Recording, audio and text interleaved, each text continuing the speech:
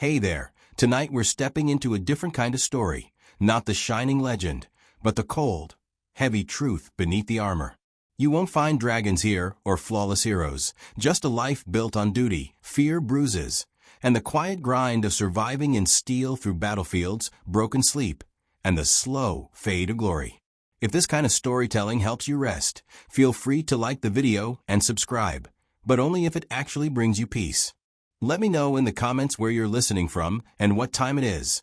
It's oddly comforting to know who else is drifting off to the same slow march through history. So dim the lights, let the fire in your imagination warm the stone walls, settle in, and let's begin with the making of a knight. You are 7 years old when the path to knighthood begins, not with a sword, but with a farewell. Your parents, proud and perhaps a touch relieved, send you off to serve in the household of a noble lord. There are no goodbyes written in ink or preserved in keepsakes, only a pat on the shoulder, a bundle of clothing, and the weight of expectation settling on your small, still-growing frame. No one asks if you are ready. In truth, readiness is irrelevant. You are a page now. The castle looms above you, stone towers stretching into a gray sky, its silhouette promising both greatness and hardship. The gate creaks open. What lies beyond is not a world of honor and glory, but one of scrubbing, serving, and surviving. Chivalry will come later, after years of fetching, carrying, and cleaning up after horses and noblemen with equally foul temperaments. Your duties are endless, from sunrise to well after dark. You run errands, sweep halls, deliver messages, and assist with meals. On especially lucky days, you're permitted to polish armor, which sounds glamorous until you realize it means scraping dried mud and horse dung from heavy iron boots. Your hands are blistered, your back aches, and the knights, they barely notice you. You are not yet one of them. You are the help. But even in these early days, training begins. Wooden swords are handed out like brooms, and bruises bloom across your arms as you spar with other boys who, like you, are eager to prove something. You're taught how to fall from a horse without breaking your neck. You fall often. Some days, it feels like falling is the main lesson. No one praises you for bruising well, but they do scold you for weakness. You learn quickly. Pain is to be swallowed, not displayed. Discipline is everything. Speak only when spoken to. Bow deeper to those of higher rank. Never question a command, no matter how trivial or humiliating. Your mistakes are corrected with the back of a hand or a week scrubbing chamber pots. One boy forgets to remove his cap in the presence of a lady of the house. He spends 2 days on his knees in the chapel praying for humility. No one forgets again. If your family is wealthy, a tutor may be assigned to teach you reading, writing, and perhaps a bit of Latin, though the Latin mostly seems useful for understanding church services and inscriptions on tombs. If not, you learn by imitation. You listen, you memorize prayers, you copy letters with shaky hands when the steward is generous enough to share a scrap of parchment. Literacy is a luxury. Muscle and obedience matter more. Still, you learn. You learn which fork to use, though most prefer fingers. You learn to stand still for hours during court feasts, balancing platters of steaming meat, while nobles talk politics and complain about the wine. You learn to stay invisible when tempers flare and to disappear entirely when drunken knights start boasting about past battles. Every moment is an education in survival. Mornings begin with Mass. The castle chapel is cold year-round, and your breath fogs in the air as you kneel on stone floors and try not to fall asleep during the liturgy. Faith is not optional. It is as much a part of your training as swordplay. You are taught to fear hellfire, to respect the church, and to confess regularly. The priests speak of divine purpose, of holy duty. You nod along trying to stay awake, mostly praying not to get sick. There are few remedies and fewer recoveries. Meals are brief affairs, usually consisting of bread, cheese, and meat if you're lucky. Vegetables are suspect. Many believe raw greens cause illness, and so you develop a steady diet of salted meat and dry crusts. You eat quickly, knowing your next task waits. On rare feast days, there may be roast pig or honeyed oatcakes. These days are remembered for years, like dreams glimpsed through smoke. In the evenings, the hall grows lively. Minstrels sing ballads recounting tales of Arthur and Roland and saints who slayed dragons. You sit on the edges near the fire, trying to catch every word. The songs are meant to inspire, but you are too tired to be moved. You think more of your sore feet than of chivalric deeds. Still, something stirs in you. A hope, perhaps, that someday someone will sing of you. You sleep where you can, often in the servants' quarters, shoulder to shoulder with other boys on straw pallets that smell of sweat and mildew. Some nights, you are pulled from sleep to help with late arrivals or unexpected guests. You learn to rise without complaint, to work through exhaustion, to never let your eyes betray fatigue. A knight must be ready at any hour. The training starts here. You are not alone. Other pages suffer with you. You form silent friendships built on shared glances and muttered complaints. Together, you learn the rhythms of castle life. You learn which knights are cruel, which will look the other way when you steal a second helping of stew. You learn who to trust, who to fear, and which corners of the castle offer a moment's peace. There are moments of levity, a jest from the cook, a clumsy knight tripping over a dog, a stolen apple. You cling to these moments. They remind you that life exists beyond duty, that laughter still has a place, even here. Occasionally, you catch a glimpse of the world beyond the walls. Merchants arriving with silks and spices, a troupe of performers, or a noblewoman riding past with her retinue. These sights feel foreign, like stories glimpsed through fog. You're not part of that world yet, but maybe one day. At times, doubt creeps in. The stories of glory feel distant, the reality far more grinding. You wonder if all of this, the aching limbs, the scoldings, the hunger, is truly the path to honor. But every so often, you see a knight ride out in gleaming armor, pennant flying, and your chest tightens with the thought, someday, that could be you. Your lessons in humility do not stop with bruises and hunger. There are also ceremonies to attend, even though you're barely more than background noise in them. You observe as nobles gather, dressed in fine fabrics you're not allowed to touch, much less wear. You're reminded by their glances, and sometimes their words, that your position is somewhere between useful and invisible. When dignitaries visit, the castle becomes a theater. You help prepare guest rooms, polish silver, and sweep the same corridors 3 times over. If anything is out of place, the pages are blamed. And if something goes wrong, say a dog bites a visiting bishop's leg, well, let's just say it helps to know how to avoid being seen. You quickly master the art of looking busy while being nowhere near the problem. On festival days, there is music, dancing, and too much wine, at least for the adults. You're allowed to watch from corners, soaking in the sounds and sights while pretending not to be watching too intently. Occasionally, someone slips you a sweetmeat or a bit of cake, and for a moment, the burdens of your position feel lighter. But these small kindnesses do not erase the reality. Your place is to serve, observe, and remember. Some pages find escape in books, if they can read. The old steward's chamber holds a handful of illuminated manuscripts, heavy, bound in leather, and guarded as fiercely as the Lord's own armory. On lucky evenings, you're allowed to sit beside a fire and listen as an older scribe reads aloud tales of Roman generals or saints who endured unspeakable trials. These stories feed the mind while your body heals from the day's chores. There are warnings, too, spoken in hushed tones or muttered by older servants. They tell you of pages who failed to advance, boys who cracked under pressure or were sent home in disgrace. Sometimes they vanish without explanation. Sometimes you overhear things you were never meant to hear. You quickly learn when to speak, when to nod, and when to keep your head down. The castle is your crucible, and every hour spent within its walls forges you into something harder, leaner, more capable. Not a knight, not yet, but no longer a child. You are a creature in transition, battered, disciplined, and quietly determined.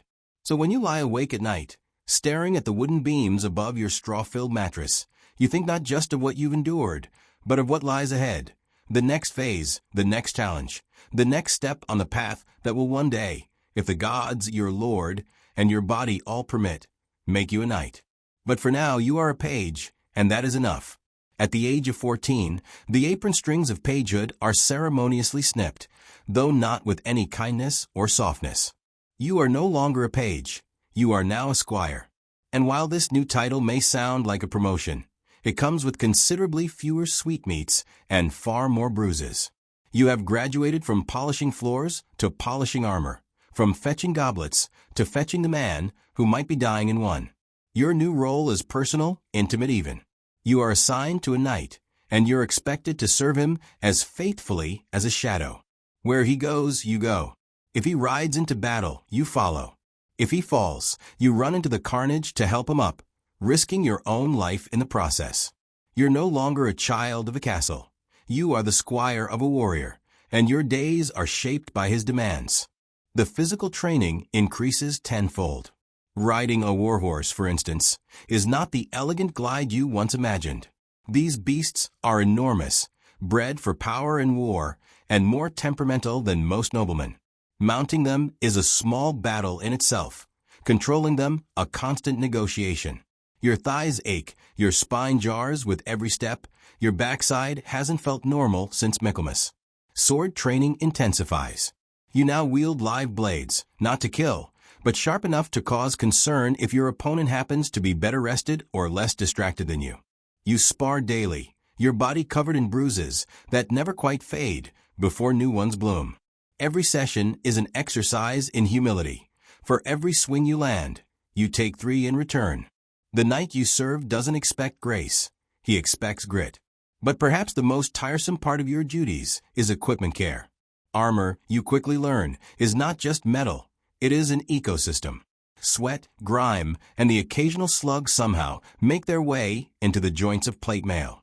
You clean it, polish it, inspect every hinge and strap. If the greaves pinch or the helmet visor sticks mid-battle, that's your fault. If your knight dies because you missed a cracked buckle, you'll likely wish you died first. Weapons need sharpening daily. Lances must be tested, shields examined for cracks. Your knight's life and your reputation depends on the absolute precision of your work. No one thanks you when everything goes right, but everyone notices when it doesn't. And then there are tournaments. They were romanticized when you were a page, colorful affairs of trumpets and cheering maidens. Now, you see the blunted, swords break bones. You are the one saddling the horse, carrying the lances, wiping the blood from your knight's cheek so he can smile for the crowd. If he wins, you collect the prize money. If he loses, you collect his broken ribs and what remains of his dignity. When real war comes, and it does, you march beside your knight into mud, rain, and uncertainty. Campaigns are long, uncomfortable affairs. Food is scarce, sleep is scarcer. Your armor, if you have any, chafes in places you didn't know existed. You begin to understand the real meaning of exhaustion, when your limbs move only because you know you must. Battle is not glorious. It is a cacophony of screams, metal, and orders lost in the wind. The clash of bodies, the stench of blood and sweat, the sudden silence of a dying man. These become your education. You learn to distinguish between fear that sharpens you and fear that paralyzes you. Pray the former shows up more often. You're not there to fight, not yet, but that does not mean you are safe.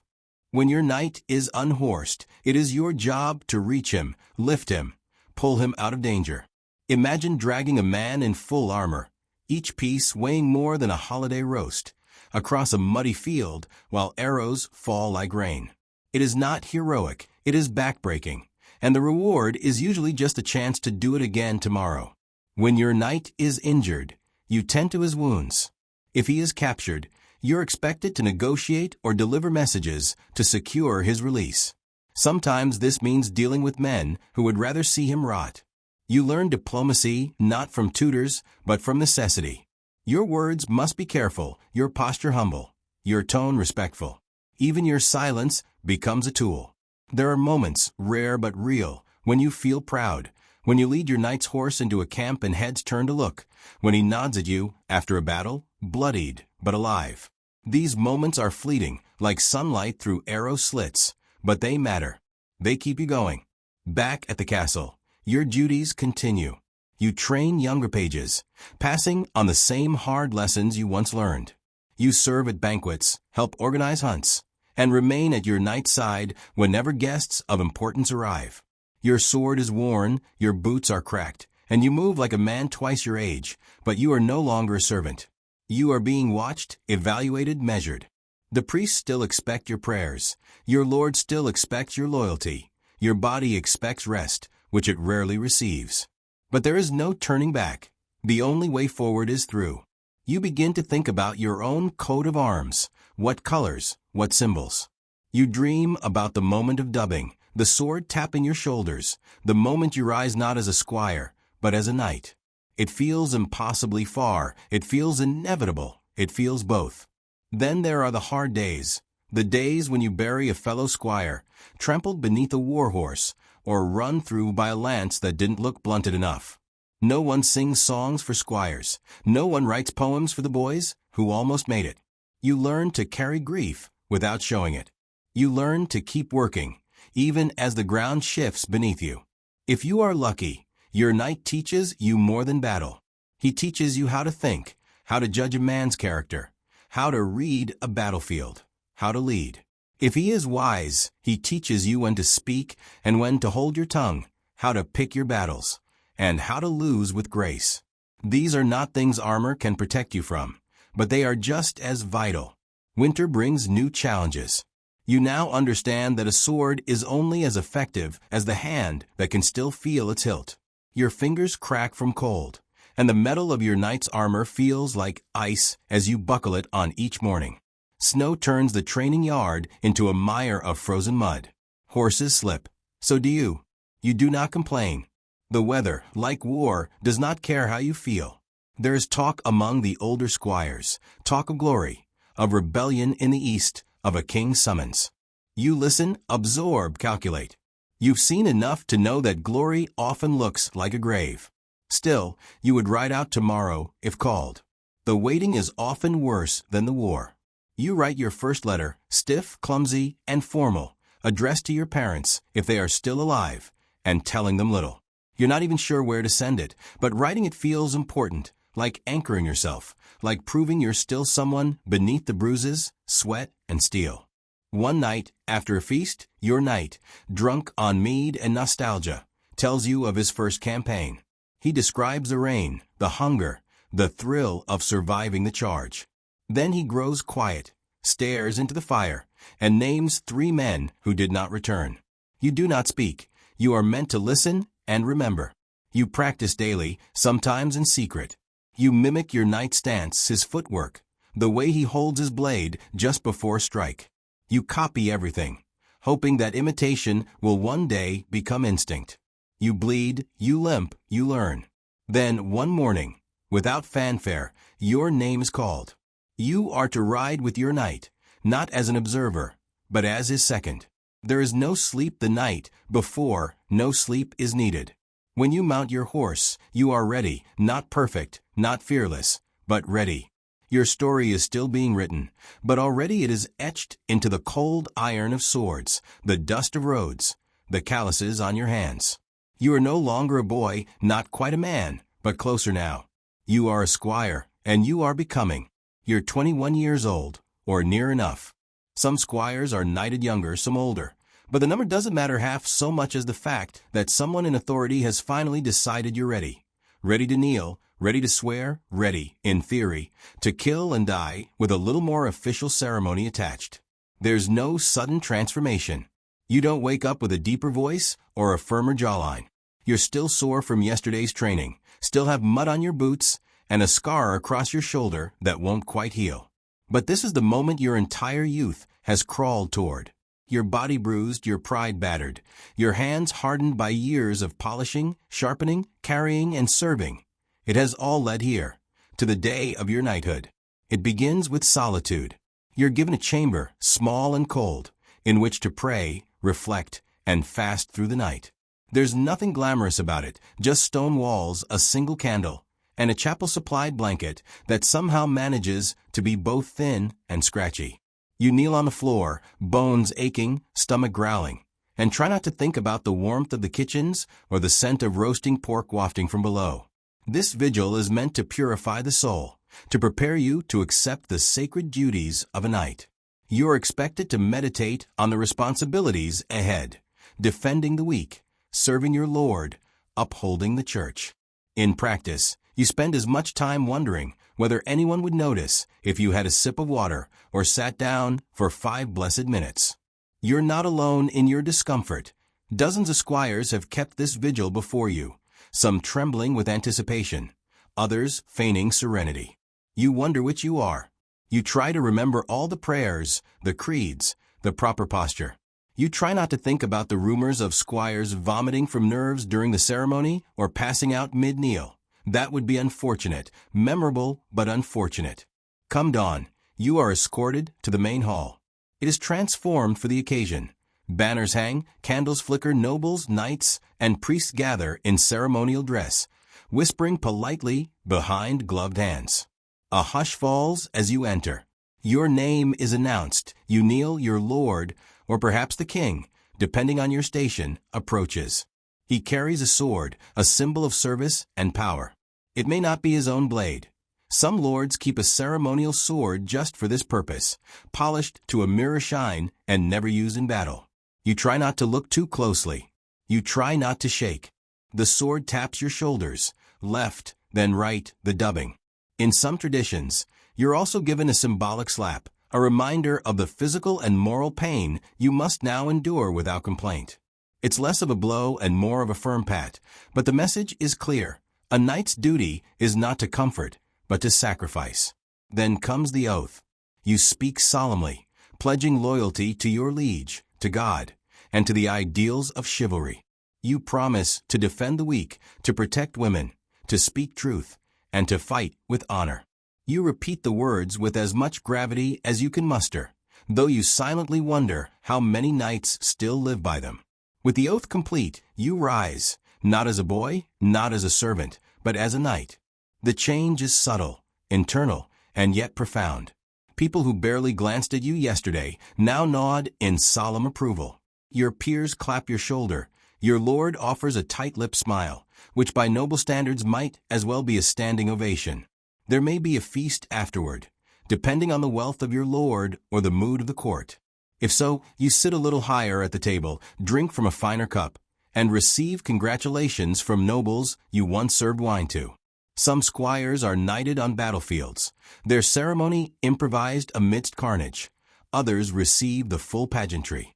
Either way, the weight of the title settles on your shoulders, heavy as chain mail. Knighthood, as it turns out, is not a destination, but a doorway.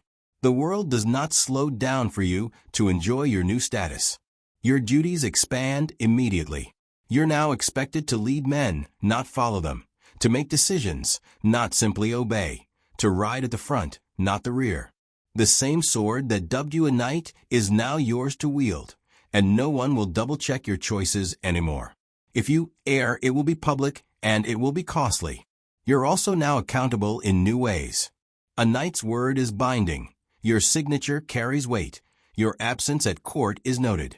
Your presence in church is assumed. If you drink too deeply or speak too freely, it reflects not only on you, but on your household, your banner, and your liege. A slip of the tongue can sour alliances. A drunken scuffle can undo months of diplomacy. In short, your margin for error shrinks dramatically the moment your shoulder is tapped with a sword. Your responsibilities extend beyond battle. If your lord grants you land, you are expected to manage it wisely. That means collecting taxes, settling disputes among peasants, maintaining roads, and ensuring the harvest is strong. Knights are often imagined as warriors alone, but in truth, they are administrators, enforcers, and landlords. Your sword may rest in its scabbard for months at a time, but your seal is pressed into wax almost daily. You also now have your own squire. The irony is not lost on you. He is young, uncertain, eager to please. You teach him to polish your armor just so, to saddle your horse without bruising its haunches, to pour wine without spilling. You correct him gently at first, then more firmly. He reminds you of yourself. It is humbling and slightly amusing to see how far you've come and how far you still have to go. There is also the matter of your coat of arms. If you haven't had one before, it must now be chosen. Colors, symbols, family mottos, they all matter. They identify you on the field of battle and in court. They speak before you do. A red lion rampant on a field of gold says something very different than a black cross on a white band. Choose wisely, or pay a herald to help. Your new armor is fitted to your frame, assuming your lord is generous or your family still has coin to spare. Full plate is expensive, and every piece must be custom-made. Greaves for your legs, gauntlets for your hands, a cuirass for your chest. You stand still as the blacksmiths measure and clank, their fingers leaving soot on your skin. The weight is impressive. Walking in it feels like learning to move all over again. But you feel safe inside it, too, as if metal might guard not only your body, but your name. You take your first formal ride through the village, not as a servant trailing behind a retinue, but at its head. Children run to the roadside. Old men bow stiffly. A woman tosses you a flower. You try not to look too pleased. The peasants don't cheer exactly, but they do stare, and in the medieval world, attention is a kind of applause. That night, in the solitude of your chamber, you remove each piece of armor slowly, methodically. You place your sword with care. You stare at your reflection in the polished plate and try to see what others saw today: a knight, a protector, a leader. You do not quite believe it yet, but you will. Not everything changes overnight. You still train each day. You still wake early and pray. You still limp after a long ride and wince when a blade catches your elbow. But your name is called with more weight now. You are consulted, not commanded. The young squires eye you with something like awe or fear, possibly both. War will come again, you know this. And when it does, your position in the vanguard will be expected. No more standing behind a shield wall. No more waiting for orders. You will lead the charge, raise your voice above the din, and be the first to cross the field. If fortune favors you, you may return with honor. If not, your coat of arms will be carried home without you. This is the cost of the accolade. This is the burden of the oath. But still, you are proud, not of your status, but of your survival. You endured the long years, the cold vigils, the humiliation, the training, the fear. And now you wear the title as a second skin. You are a knight, and your real service has only just begun. You do not become a knight and immediately feel powerful. You become a knight, and then you are handed 60 pounds of steel and told to get on a horse. The first real lesson of knighthood is not how to fight, but how to walk, breathe, and not fall over in your own armor. At first, it's chainmail, a mesh of interlocking rings that drapes over your shoulders like an iron tunic. It's not as heavy as it looks, but it clings to you, drags at your limbs, and catches every drop of sweat your body produces beneath it.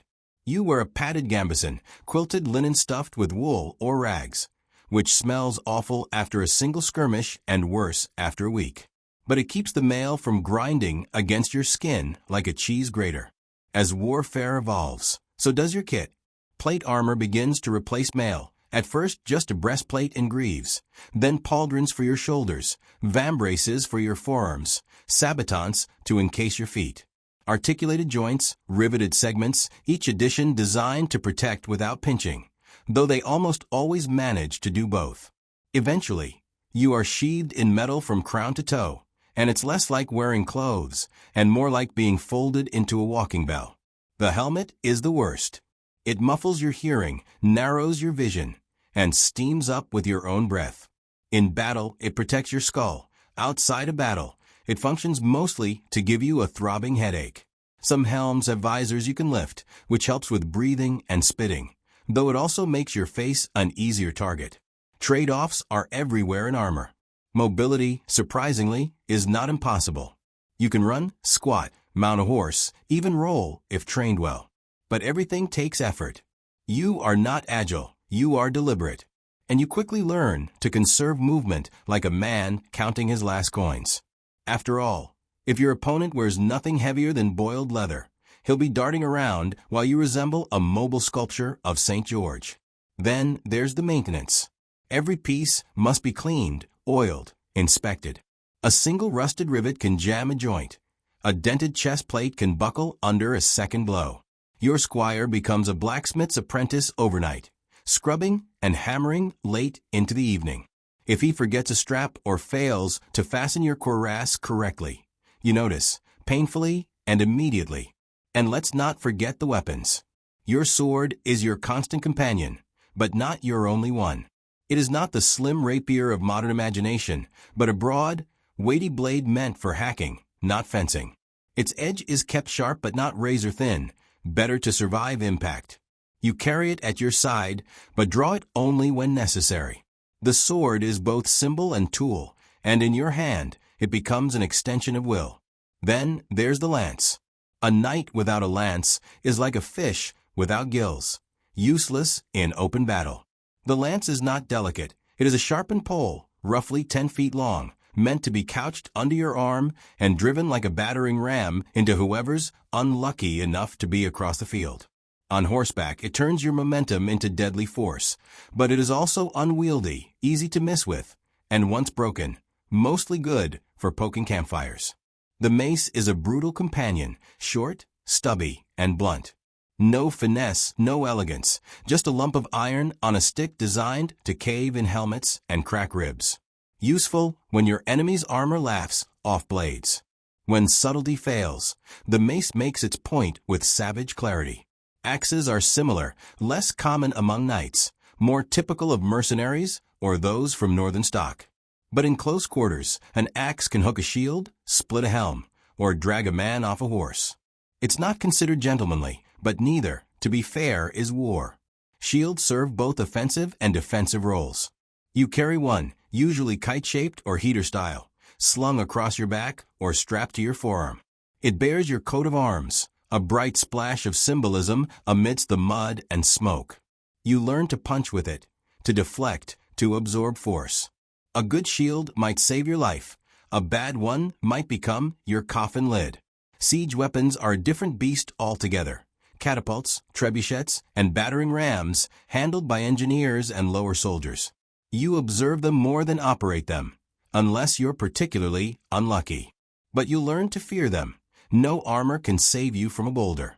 When battle comes, your kit is both savior and prison. On the charge, you ride with couched lance, shield raised, visor down. Your world becomes a tunnel of noise and blur. Impact is sudden and absolute. You hit or are hit, you fall or you do not. And if you do fall, it is up to someone else, perhaps your squire, to drag you clear before the trampling begins. After the charge, if you are still upright, comes the melee. Sword drawn, you engage man to man. It is not graceful.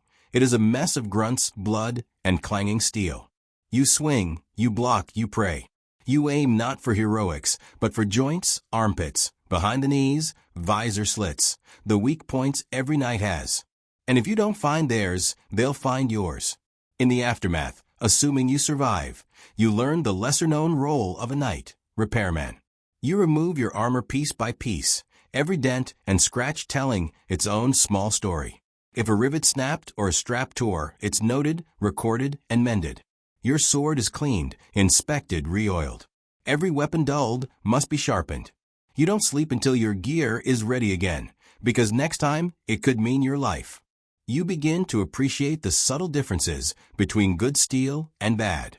You learn the smiths by name, the balance of a sword, the weight of a shield, the line where a helmet should rest against your brow, all becomes second nature. You grow fussy about details that once seemed trivial. The type of leather used in your gauntlets, the weight distribution of a new axe, the way a visor latches shut. Some knights personalize their equipment with flair, engraved pommels, crests etched into breastplates, gilt inlays. You may do the same, if coin and vanity permit. But beneath the ornament lies the same brutal reality. Armor is not costume. It is coffin prevention. There are downsides, of course. Armor is expensive. Your share of spoils from war or tournaments often vanishes into repairs and replacements. And then there's the matter of heat. Summer in a full suit of plate is like walking inside a forge, especially in the midday sun. You sweat buckets, faint if you're not careful, and attract flies with all the grace of a walking roast. Despite it all, you come to trust your gear like a second skin. You've tested it under arrow fire. You felt the jolt of a mace strike echo through your ribs and known the armor did its job. It protects, yes, but it also transforms. You walk taller in it. People part when they see you coming, children point, commoners bow. And yet you know this. The steel does not make you invincible. It merely postpones the inevitable. You can fight well, prepare thoroughly, with the finest forged suit in Christendom, and still fall to a lucky spear thrust or a well-placed arrow. A knight's tools by time, not certainty. When you remove your gear at night, you do so slowly, reverently. Each strap undone, each piece lifted away, leaves you smaller, lighter, vulnerable. Beneath it all, you're still just flesh, bruised, stiff, and aching. And it's in those quiet moments, with your sword across your lap and your armor cooling on the stand, that you truly understand what it means to be a knight. You're not made of steel, you just wear it well. And so each day begins with a familiar ritual, lifting, strapping, adjusting, checking. Your squire tightens the buckles and hands you your gauntlets, his eyes scanning for wear, for weakness. You nod silently and step once more into the shell of your profession. Because no matter how tired you are or how many scars line your ribs, you are still needed, still bound to ride out, to raise your shield, to stand between danger and those who cannot. This is the life you've built, plate by plate, blade by blade. This is the weight you chose to carry, and you carry it well. You were told there was a code, a shining, noble creed to live by. Chivalry, they called it. The very word sparkled with promise, like polished armor in morning light. It was meant to define what it was to be a knight. Bravery, courtesy, honor, protection of the weak, reverence for the church. A lofty ideal, written in elegant scripts and praised from pulpit and poet alike. And then you rode into your first battle, watched a man in full heraldic splendor trample a retreating soldier, and realized the code is more of a suggestion. Chivalry, in theory, is a code of conduct, a moral compass for those who carry swords, rooted in Christian values and feudal loyalty. It began as a way to temper violence with virtue. The church, ever anxious about the havoc wrought by idle knights, took pains to transform you from a hired blade into a holy defender. You were not simply to fight, but to fight rightly. In practice, however, chivalry is like a tapestry, grand at a distance, but fraying up close. The official tenets vary depending on which chronicler or cleric you ask, but some themes remain constant. Protect the innocent, defend the church, serve your lord loyally. Show mercy to foes who yield, be honest, avoid unjust wars, and honor women, particularly those of noble birth. A fine list, admirable even, and also inconvenient, because in the thick of battle, no one stops to recite their virtues. You swing, you survive, you follow orders, even if they involve torching a village suspected of disloyalty. You take prisoners, yes, but mostly because they're worth ransom. Mercy has a market value. As for honesty, it's encouraged, unless deception serves your lord better. A knight may be honorable in the abstract, but becomes remarkably flexible when land or legacy is at stake. Many a lie has been wrapped in noble language and delivered from horseback with great conviction. Protecting the weak sounds lovely in songs, but in the field, the weak are often collateral. If your lord requires a peasant uprising crushed, you ride. If a convoy of commoners stands between you and the enemy's grain supply, you don't go around, you go through. The poor admire knights from afar, because they're rarely better off when one rides by. Then there is the matter of women. The songs speak of courtly love, of gallant men pining in poetic torment for unreachable noble ladies. In truth, your relationship with women is defined more by property law than poetry. Marriage is political romance. When it exists, is fleeting, and the protection you offer depends heavily on class. A noblewoman might be revered, a washerwoman less so. That's not to say knights are uniformly dishonorable. Many strive to live by the code. They pray, they tithe, they avoid unnecessary cruelty. But the world you inhabit rarely rewards restraint. A knight who hesitates to strike might not live to deliver mercy. A man who speaks the truth too plainly may find himself without land or head. Tournaments, oddly, are where chivalry shines brightest. In these stage spectacles, the rules are rigid, the honor real. You salute your opponent, you show restraint, you lose with grace. It's theater, yes, but it's theater where the actors believe in the script, and for a moment, the code becomes reality, if only briefly. There are manuals, actual written guides, that lay out knightly conduct in florid detail. One might advise you not to strike an opponent who has lost his helm. Another might say that if a lady drops her glove, you should retrieve it without stepping on it or staring too long at her ankles. The church writes its own rules, more focused on piety, attend Mass, confess sins, avoid gluttony, and above all, never forget who sanctioned your right to kill. These manuals are read aloud in courts and training halls. Some squires memorize them, others nod politely and return to sword drills. In truth, the code is interpreted differently in every household. Some lords emphasize loyalty, others demand ferocity. A few take chivalry so seriously they disown sons for showing cowardice. Others knight boys who haven't seen a day of battle, simply for the right marriage alliance. What you learn over time is that chivalry is not a sword to wield, it's a mirror. Some polish it daily, others shatter it for convenience. You yourself try to follow the spirit, if not the letter. You help your squire when no one's watching. You spare an enemy who's yielded, though your comrades jeer. You ride back to a burning hamlet to escort a limping peasant out because her child clutches your leg and says, "Please." These moments stay with you longer than most victories. They cost little. They feel like something old, something sacred. And yet, no bard will ever sing of them. Chivalry, you discover, is not about grand gestures. It's about small decisions made when no one is looking. It's about being decent in a profession built around destruction. It's about knowing you are a weapon and choosing, sometimes, not to strike. Still, the tension never vanishes. You kneel before a bishop one day and torch a granary the next. You cradle a wounded comrade, then trample a fleeing footman who happens to be in the way. You write your name beneath a pledge to honor and restraint, then sign orders that send starving men to their deaths. You begin to understand that the code of chivalry is less a shield and more a compass. It doesn't stop you from getting lost.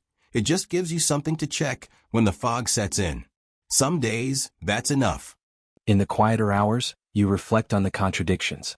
The songs you once memorized speak of knights who slayed beasts and rescued virgins. Your life, meanwhile, consists of tax disputes, bloody marches, and aching knees. You were promised glory, you were handed logistics. And yet, you don't resent it, not entirely, because sometimes the code helps you remember who you were supposed to be before the world got hold of you. You meet knights who abuse the code, who weaponize it. They quote scripture while pillaging, they preach honor and practice terror. You learn to recognize them by their polished crests and empty eyes, and you learn to step aside, or, when given the rare chance, stand in their way. You are not perfect. You've broken the code.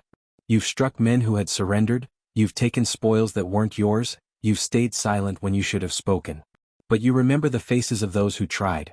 The knight who held a gate so a village could flee, the one who refused to burn a monastery even under threat of exile, the one who died kneeling, not in surrender but in prayer. And so, in your own way you keep trying. You carry the code not in scripture but in habit. You pick it up like your sword each morning, knowing it may slip from your grip by nightfall, but reaching for it anyway. Because without it you are merely a killer, and with it, maybe, just maybe, you are something more. This is chivalry, not what the minstrels sing, not what the priests preach, but what you try to practice in a world that gives you every reason not to. And so you ride, still bound to your oath. You defend your lord, fight his enemies, bury his dead. But you also feed your squire when the pantry runs low. You speak kindly to the old woman in the village who remembers when you were a boy. You return a dropped glove even when no one is watching. You are a knight and you remember the code, not because it makes you stronger but because it reminds you what strength is for. One day, years from now, a boy will ask you what it means to be chivalrous. You won't recite scripture or point to crests. You'll hand him your sword and tell him to hold it steady. And then you'll ask if he can carry it without ever letting it fall on the wrong soul. That, you'll say, is a good place to start. Because in the end, chivalry isn't about purity, it's about persistence, about falling short and rising again, and choosing, however quietly, not to become the very thing you were once sworn to fight. And with each choice you draw your sword a little straighter. You've trained for years, carried swords before you ever swung one, watched men die before you were allowed to charge, and polished your own armor so often you can still smell the vinegar and oil in your sleep. But none of that truly prepares you for this. The moment the trumpet sounds, your horse shifts beneath you, and the ground ahead fills with the bodies and banners of your enemy. The battlefield is not a stage. It is not an arena of honor or a chessboard of strategy. It is a pulsing, groaning thing, mud, blood, and metal wrapped into chaos. You can recite the names of old heroes, the codes of chivalry, the rules of engagement whispered by bishops in candlelit chapels. Out here none of them matter. Marching to war begins long before the fighting.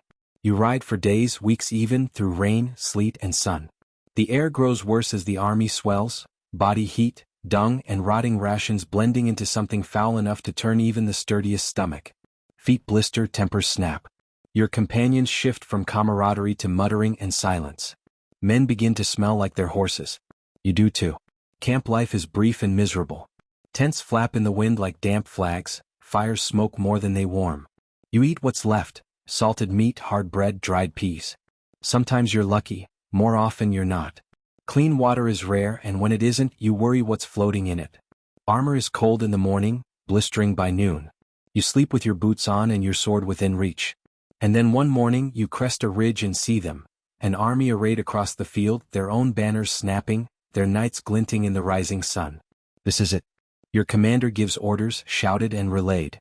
Everyone nods, few truly hear them. Your stomach tightens, you check your horse's girth strap, you say a prayer or pretend to. You wonder how many will die before the sun sets. Then it begins. The charge is not graceful, it is thunder. Hooves tear the ground, lances lower, and every heartbeat counts down to impact. You aim your weapon and hope the man opposite you is slightly slower, slightly more afraid. The clash is bone-shaking. You might hit, you might miss, you might be hit, you might fall. And if you fall, you pray you can get up before the next wave tramples you. The noise is unrelenting, screams, shouts, clanging steel, horses shrieking, men begging. There is no rhythm, only violence. You fight in flashes. A blade swings near your head, you duck. A man lunges, your sword blocks without thought. An axe strikes your shield, you feel the shock in your teeth. You do not think in terms of heroism. You think in terms of inches. Every step forward might be your last. Every moment you remain standing is a small miracle. And all the while, mud clings to your boots, blood slicks your grip, and the air tastes of iron and ash. There are no clean victories. Even if you survive, you've likely killed someone face to face, looked into their eyes, seen their fear, felt their last breath on your face. No one teaches you how to live with that. Sometimes you lose your footing. A blow knocks you down, your visor jars loose, and suddenly the world above you is a blur of hooves and blades. You flail, crawl, push yourself to standing. If your armor catches in the mud, you're a turtle on its back. If your squire finds you in time, he might pull you free. If not, well, there are worse ways to die than being forgotten. You catch glimpses of others. Knights unhorsed, peasants impaled, banners falling. You recognize faces, friends, comrades. They're gone in an instant, replaced by another swinging sword. There's no time to mourn, only time to breathe and swing again. Sometimes the melee collapses into confusion. Orders become meaningless, lines dissolve. You find yourself beside men you don't recognize, enemies mistaken for allies and vice versa. In those moments, the battlefield becomes its truest form, not a clash of nations or ideologies, but a storm of survival. If you live, it ends not with trumpets but with exhaustion. Your arms ache, your ears ring, your horse, if still alive, is foaming and trembling. You stagger back to camp, strip your armor with shaking hands and stare at your bloodied gloves. You hope it's not your own, you're not sure. Later you walk the field. Crows already gather. Men groan where they lie, too wounded to move. You try to help, but there are too many. Some you leave with water, some with a whispered prayer, some you finish because it is kinder. Your boots soak through with blood. You stop noticing the smell. Looters are already at work, stripping the dead of rings, purses, boots, sometimes even teeth. It's dishonorable, yes, but also practical. War is expensive, and a fallen knight's sword might pay for someone's winter grain. You turn your gaze elsewhere. You do not stop them. You find your comrades, those who made it, and sit with them beside a dying fire. Each of you silent. Some clean wounds, others just stare. No one boasts, no one drinks. You all know better. The ones who laugh after battle tend to cry when the fever sets in. There is no celebration, there is only tallying. How many were lost, how many banners captured, how many horses must be replaced, how many squires did not return. In the weeks that follow, the story is cleaned up. Minstrels compose ballads of noble charges and glorious stands. The Lord gives a speech, priests declare a righteous victory. You are paraded through the streets on your return, flowers are thrown, children cheer. You wave, smile, nod, but you remember the smell of the field, the look in the eyes of the man you skewered, the cries of your friend as he bled out beside a broken shield. You do not forget. This is the brutal battlefield, not the battlefield of legend with shining armor and valiant justs, but the real one. Muddy, terrifying, loud, confusing.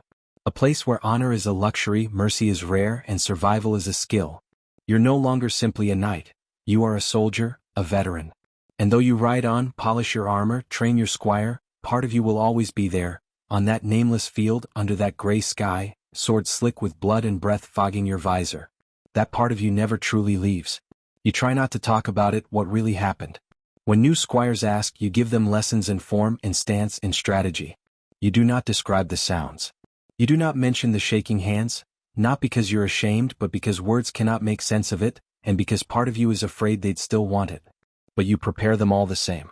You train them to keep their shield up even when they're tired, to watch their footing, to check the straps on their greaves twice, not once. These small details save lives. You know, you've seen the cost when they're forgotten. Over time, your own scars fade on the surface at least. Beneath they remain, not as wounds but as memory. You remember the weight of the fallen knight you dragged from a trampled ditch. You remember the breathless silence just before the charge. You remember the way the field looked afterward, still, broken, wrong. And still you ride.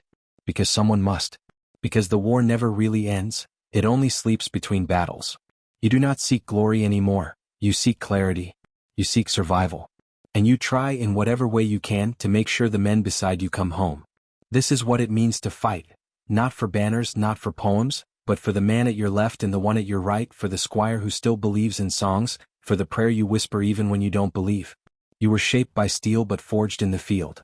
This is the brutal battlefield and you have survived it. And in surviving, you have learned the cost of every inch of ground, measured not in paces but in lives. You survive your first battle and then another, and though war never truly ends, it does go quiet. Armies disband, swords are sheathed, the banners come down. For a while there is peace. But a night with no war is a weapon left idle, and idle weapons tend to rust. So you turn to the next best thing, the tournament. Not a brawl, not a massacre, though it might come close, but a staged battle dressed in heraldry, pomp, and profit. Where war is chaos, a tournament is choreography. Where battle makes legends, the tournament makes celebrities. It begins with an invitation. If your name carries any weight or your lord's coin carries enough, you're summoned to a list field near a bustling town, where the banners fly as high as the entry fees. You arrive with your squire in tow, your armor shined to near blinding polish, your horse combed and plaited like a bride's hair. The grounds are prepared days in advance. Wooden stands rise from the grass. Merchants set up stalls selling meat pies and pewter tokens. Minstrels rehearse songs they hope to sell before the justs begin. Children run between tents, shouting names of their favorite knights. Yours may even be among them if your last performance was sufficiently bloody. But make no mistake, this is no gentle pastime. A tournament is as dangerous as any battlefield, only better lit and more politely announced. There are two main events, the melee and the joust. The melee is a grand mock battle. Dozens of knights, on foot or horseback, charging each other across an open field. It is said to mimic real combat, though it rarely obeys real combat's rules. The goal is to disarm, unhorse, or bludgeon your opponents into submission, preferably without killing them, not out of mercy but because corpses don't pay ransoms. You enter the field with your team, shield emblazoned with your arms, heart thudding behind your breastplate. Horns sound, the crowd roars, you lower your visor and plunge in. The fight is real enough. Blades are blunted, yes, but not harmless. Bones are broken, teeth are lost, pride always is on the line.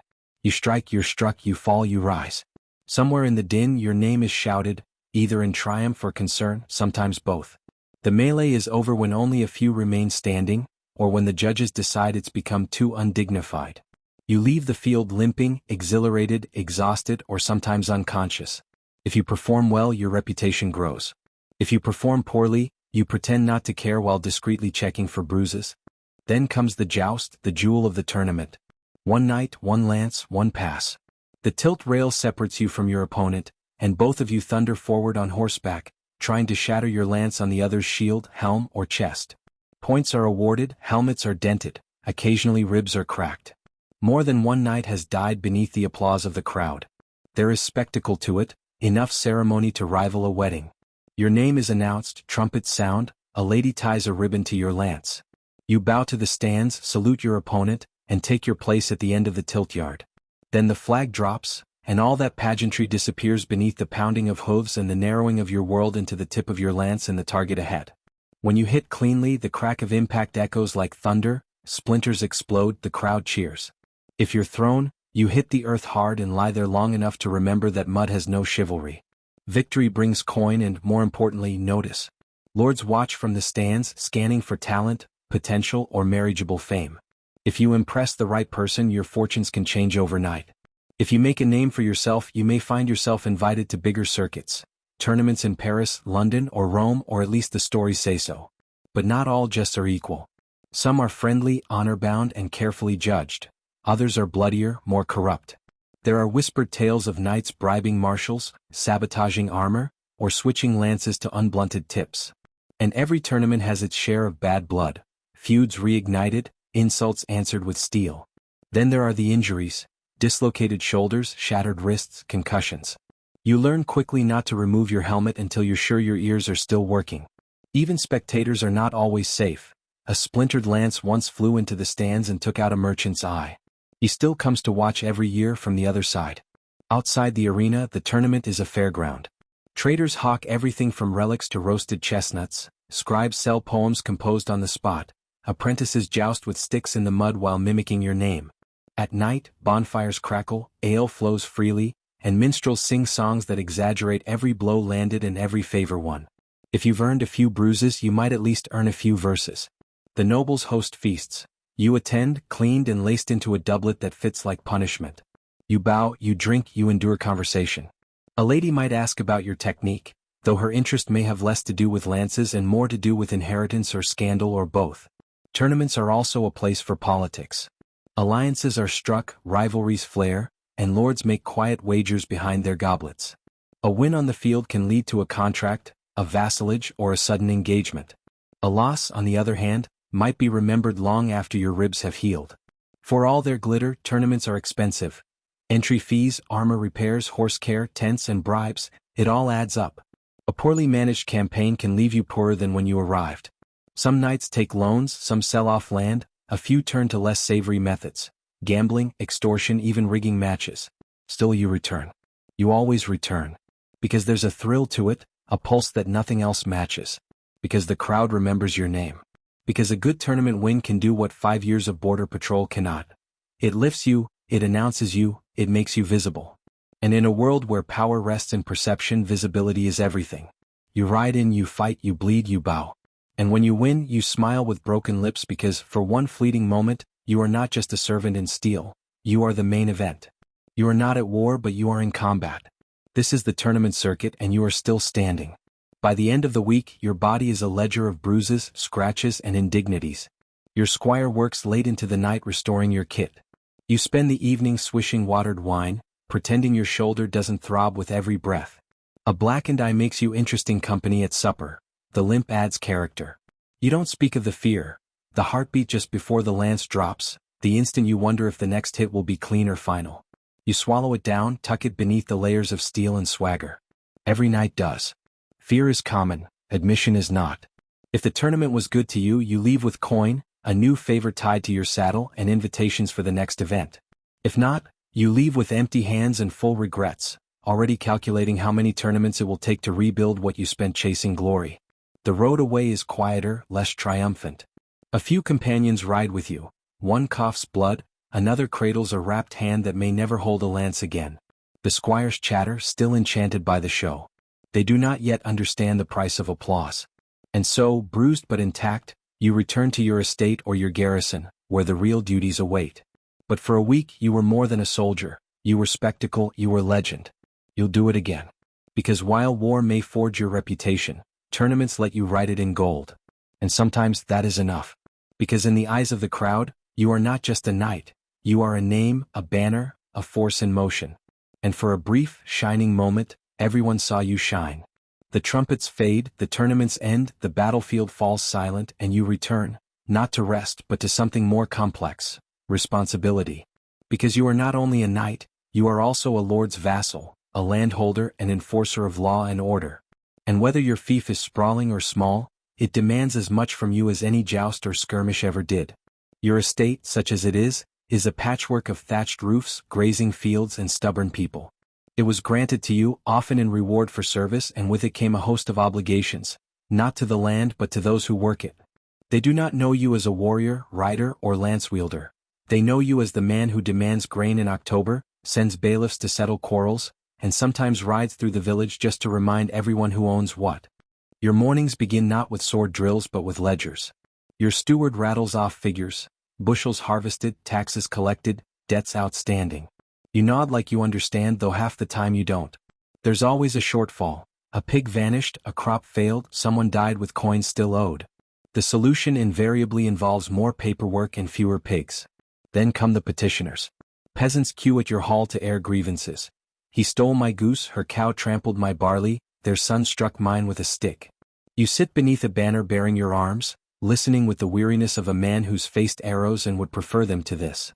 Justice must be swift or at least loud. You nod, you fine, you send men to inspect fences. The villagers shuffle out, mostly satisfied, you hope. Disputes between peasants are one thing. Disputes between your men-at-arms are worse. When two armed retainers argue over boundaries or livestock, swords rattle. You must step in not as a fellow knight but as their master, firm, even-handed, a man of authority. It's a delicate thing, projecting strength without escalating tempers. You manage mostly. You also collect taxes, grain, wool, coin, or goods in kind. These are tallied, stored, and forwarded up the chain to your liege lord. Some of it you keep to pay your men and maintain your household. Some vanishes into the hands of clerks, never to be seen again. You suspect a fraction feeds the bishop's cellar or funds your lord's latest embroidery habit. But questioning the chain of feudal economy is like questioning gravity. You nod, sign, and send the ox cart on its way. Inspections follow. You own fields, riding slowly between rows of barley and flax. You speak to the reeve, the village-appointed overseer, who informs you of labor shortages and brewing discontent. You pretend not to hear the mutters from the hedge about rents, about levies, about your fine new scabbard that probably cost more than a plow. You smile, offer a nod, and ride on. Respect is maintained less by affection than by distance. Your hall must be stocked and guarded, your garrison drilled, your walls maintained, and your steward reminded that the grain cellar smells odd again. You oversee the blacksmith, the cooper, the baker. You approve repairs to the millstone, arrange timber for winter, and once a month host a feast for local tenants to keep up the illusion that everyone is cheerful and loyalty is mutual. You arbitrate marriages, approve apprenticeship contracts, and on occasion deliver punishment. Thieves may lose fingers, poachers might pay in coin or days of labor. There are gallows, but you rarely use them, they're more useful as symbols than tools.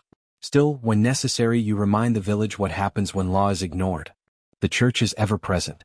A priest serves your estate, and you contribute to his chapel's upkeep, lest your name find its way into a sermon.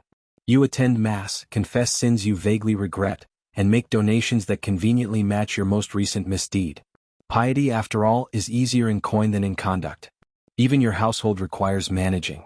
Your servants rotate between loyalty, incompetence, and mild insubordination. The cook is furious about the flour quality, the stable hand swears the hay shipment is late again, one of your chambermaids is scandalously friendly with a visiting knight, and you must pretend not to notice, unless it causes a child or worse, a rumor. Your squire needs training still, always. He forgets your saddle straps, leaves your sword unsheathed during rain, once polished your boots with lard. You scold him, train him, threaten to send him to the monastery, then end the day praising his effort with a nod. That's all the boy really wants. Your wife, if you have one, runs her own part of the estate, organizing the kitchens, managing servants, keeping accounts. She is as sharp as your sword and twice as terrifying when crossed.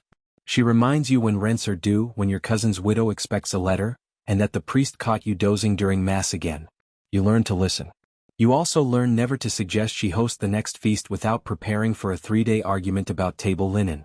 In times of famine, your role becomes one of reluctant judge and reluctant beggar. You appeal to your lord for relief while rationing what little you have. You know that if the people starve, the manor weakens, a dead peasantry tills no fields.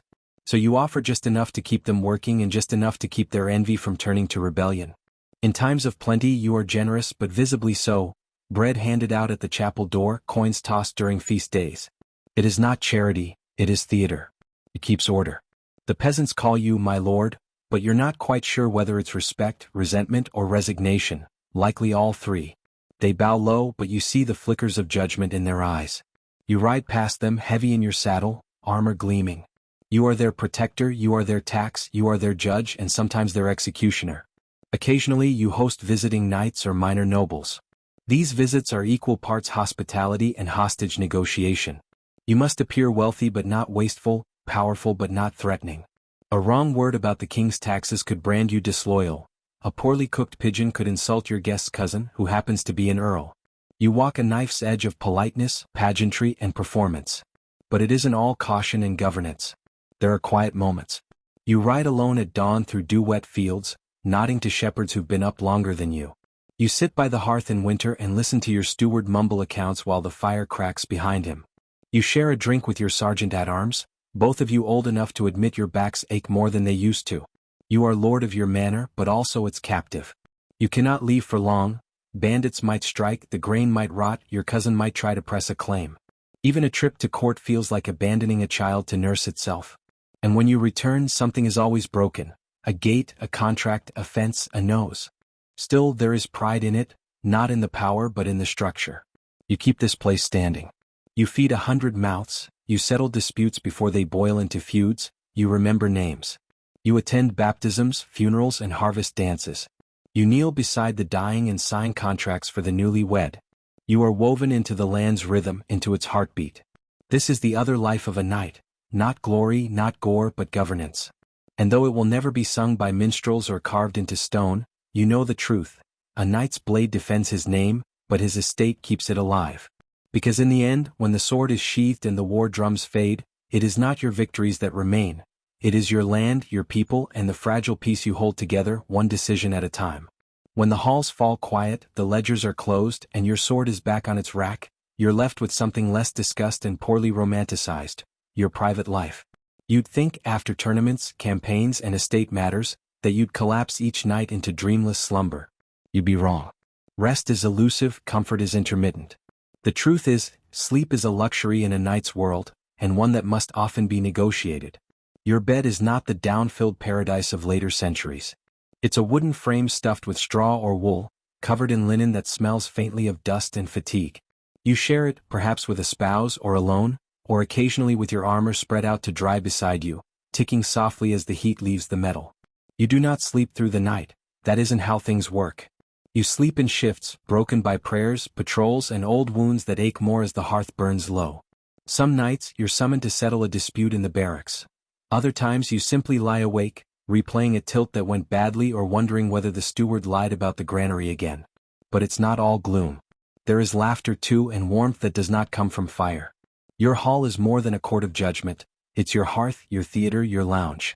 Minstrels sing by the fire. A bard may be passing through and recite tales of distant wars or love-struck princes. You know the endings already, you enjoy them anyway. Familiarity is its own comfort. Games are played: dice, chess, backgammon. You cheat occasionally when no one's looking, or you lose grandly, blaming the firelight or the drink or the suspicious angle of the table. Your companions groan, laugh, and pour more wine. The feasts, when they come, are rowdy affairs, not grand like a royal banquet, but full of noise and roast meat, of ale spilled on floor rushes and laughter that echoes up the rafters. You sit at the high table but not far from the hearth. You drink with your men, toast your squire, throw the occasional bone to the hounds beneath the bench. A juggler might perform, or a fool, his jokes barely veiled insults about local clergy or visiting nobles. You laugh louder than necessary if only to show the guests that, yes, you can take a joke. It's a fragile peace, maintained by roast pork and stale bread. Sometimes the evenings are more subdued. A servant plays the lute, your wife embroiders, humming a half-remembered hymn. You nod off in the chair by the fire, only to wake when the logs collapse in a burst of sparks. For a moment, everything is still. Your household sleeps early, the servants rise before the sun, so they vanish quickly. Your squire lingers, hoping for praise or advice, or just not wanting to go back to the straw mat beside the armory. You send him off gently. He's earned his rest even if you haven't. You might wander the manor at night, old habits from years on campaign, checking locks, peering into shadows, listening for anything amiss. You don't expect to find anything, but sometimes you just need to move, to feel the floor under your boots and remind yourself you're still here, and the fire is still lit and the walls are still yours. When storms roll in, sleep becomes nearly impossible. Wind howls through the shuttered windows, rafters groan. You recall nights in the field when the only shelter was a cloak and the back of a horse. You remind yourself this is better. You almost believe it. Private life also means private thoughts, and these are harder to manage than fields or squires. You wonder if the land is truly yours or just held until a richer man wants it. You think about the faces of the men you've killed. Some you remember, some you don't. You think about your father and whether he felt this same pull between duty and doubt. On better nights you write or try to. You scratch letters on parchment, recording expenses or drafting stiff, formal notes to other landholders. Occasionally you attempt poetry. It's terrible, but your steward pretends otherwise, and your wife hides the worst of it before guests can find it. When guests do arrive, your private life vanishes. Everything becomes performance. The hall is cleaned, the good wine is brought out. You laugh at the same joke twice and endure stories about hawks that flew higher and horses that ran faster than any in your stable. You nod, you flatter, you endure. But when they leave, when the doors are shut and the boots have stopped echoing, you allow yourself the rarest indulgence of all: silence. You sit beside the fire, cup cooling in your hand, and let the hush stretch. No battles to plan, no taxes to collect, just the sound of wood crackling and your own breath in the dark. Your body is a map of scars. You know which shoulder clicks in the cold, which ribs ache when it rains. A broken finger from a tournament in Kent, a scar on your thigh from a skirmish near the border. These pains are familiar. You greet them like old comrades. You've learned not to complain. Everyone aches. The squire asks once if you ever sleep well. You smile, tell him yes, sometimes when the fire burns low and the dogs don't snore. It's a lie, of course, but it's the kind you tell kindly. And there are dreams, vivid, strange, persistent. Sometimes you're back in battle, reaching for a sword that isn't there. Sometimes you're walking the halls of your childhood home, except the walls are crumbling and no one speaks your name. Once you dreamt of flying above fields, rivers, and the manor itself. You woke up smiling for once. Not every moment is grand, most are not. There is mud tracked into the hall, a loose floorboard that catches your boot, a spilled bucket, a burnt loaf, a cough in the night that makes you sit upright and listen until it passes. These are the details of living. These are what fill your time between swords and steel. On feast days the private bleeds into the public. There is dancing, of a sort. You watch more than you participate, but sometimes you're pulled into a circle, clapping along to a song that's older than the church itself. You step stiffly, laugh at your own footwork, and your wife laughs louder. The servants smile, if only for a moment. You give gifts, bread, cheese, sometimes coin. Children chase each other through the yard while the elders sit in the sun and pretend their knees don't ache. For an afternoon, no one is taxed, judged, or summoned. You watch, not as a lord, not even as a knight, but as a man, just a man, quietly grateful. Your dog rests its head on your boot. You scratch behind his ears and let your shoulders sink. You're tired, but not in the way battle tires you. This is a deeper ache, the kind that comes from carrying not just weapons but people, place, and purpose. And still you do it. Because there is a rhythm here, a strange, stubborn peace between duties, not comfort, not ease, but something closer to meaning. This is the private life of a knight, and it is harder to master than war. Because though the chronicles record your battles and your banners, it is these quieter hours, half-forgotten songs, unfinished letters, the hush of a sleeping hall, that truly tell the story of who you were. You rise with the dawn, joints aching, the cold seeping deeper than it used to.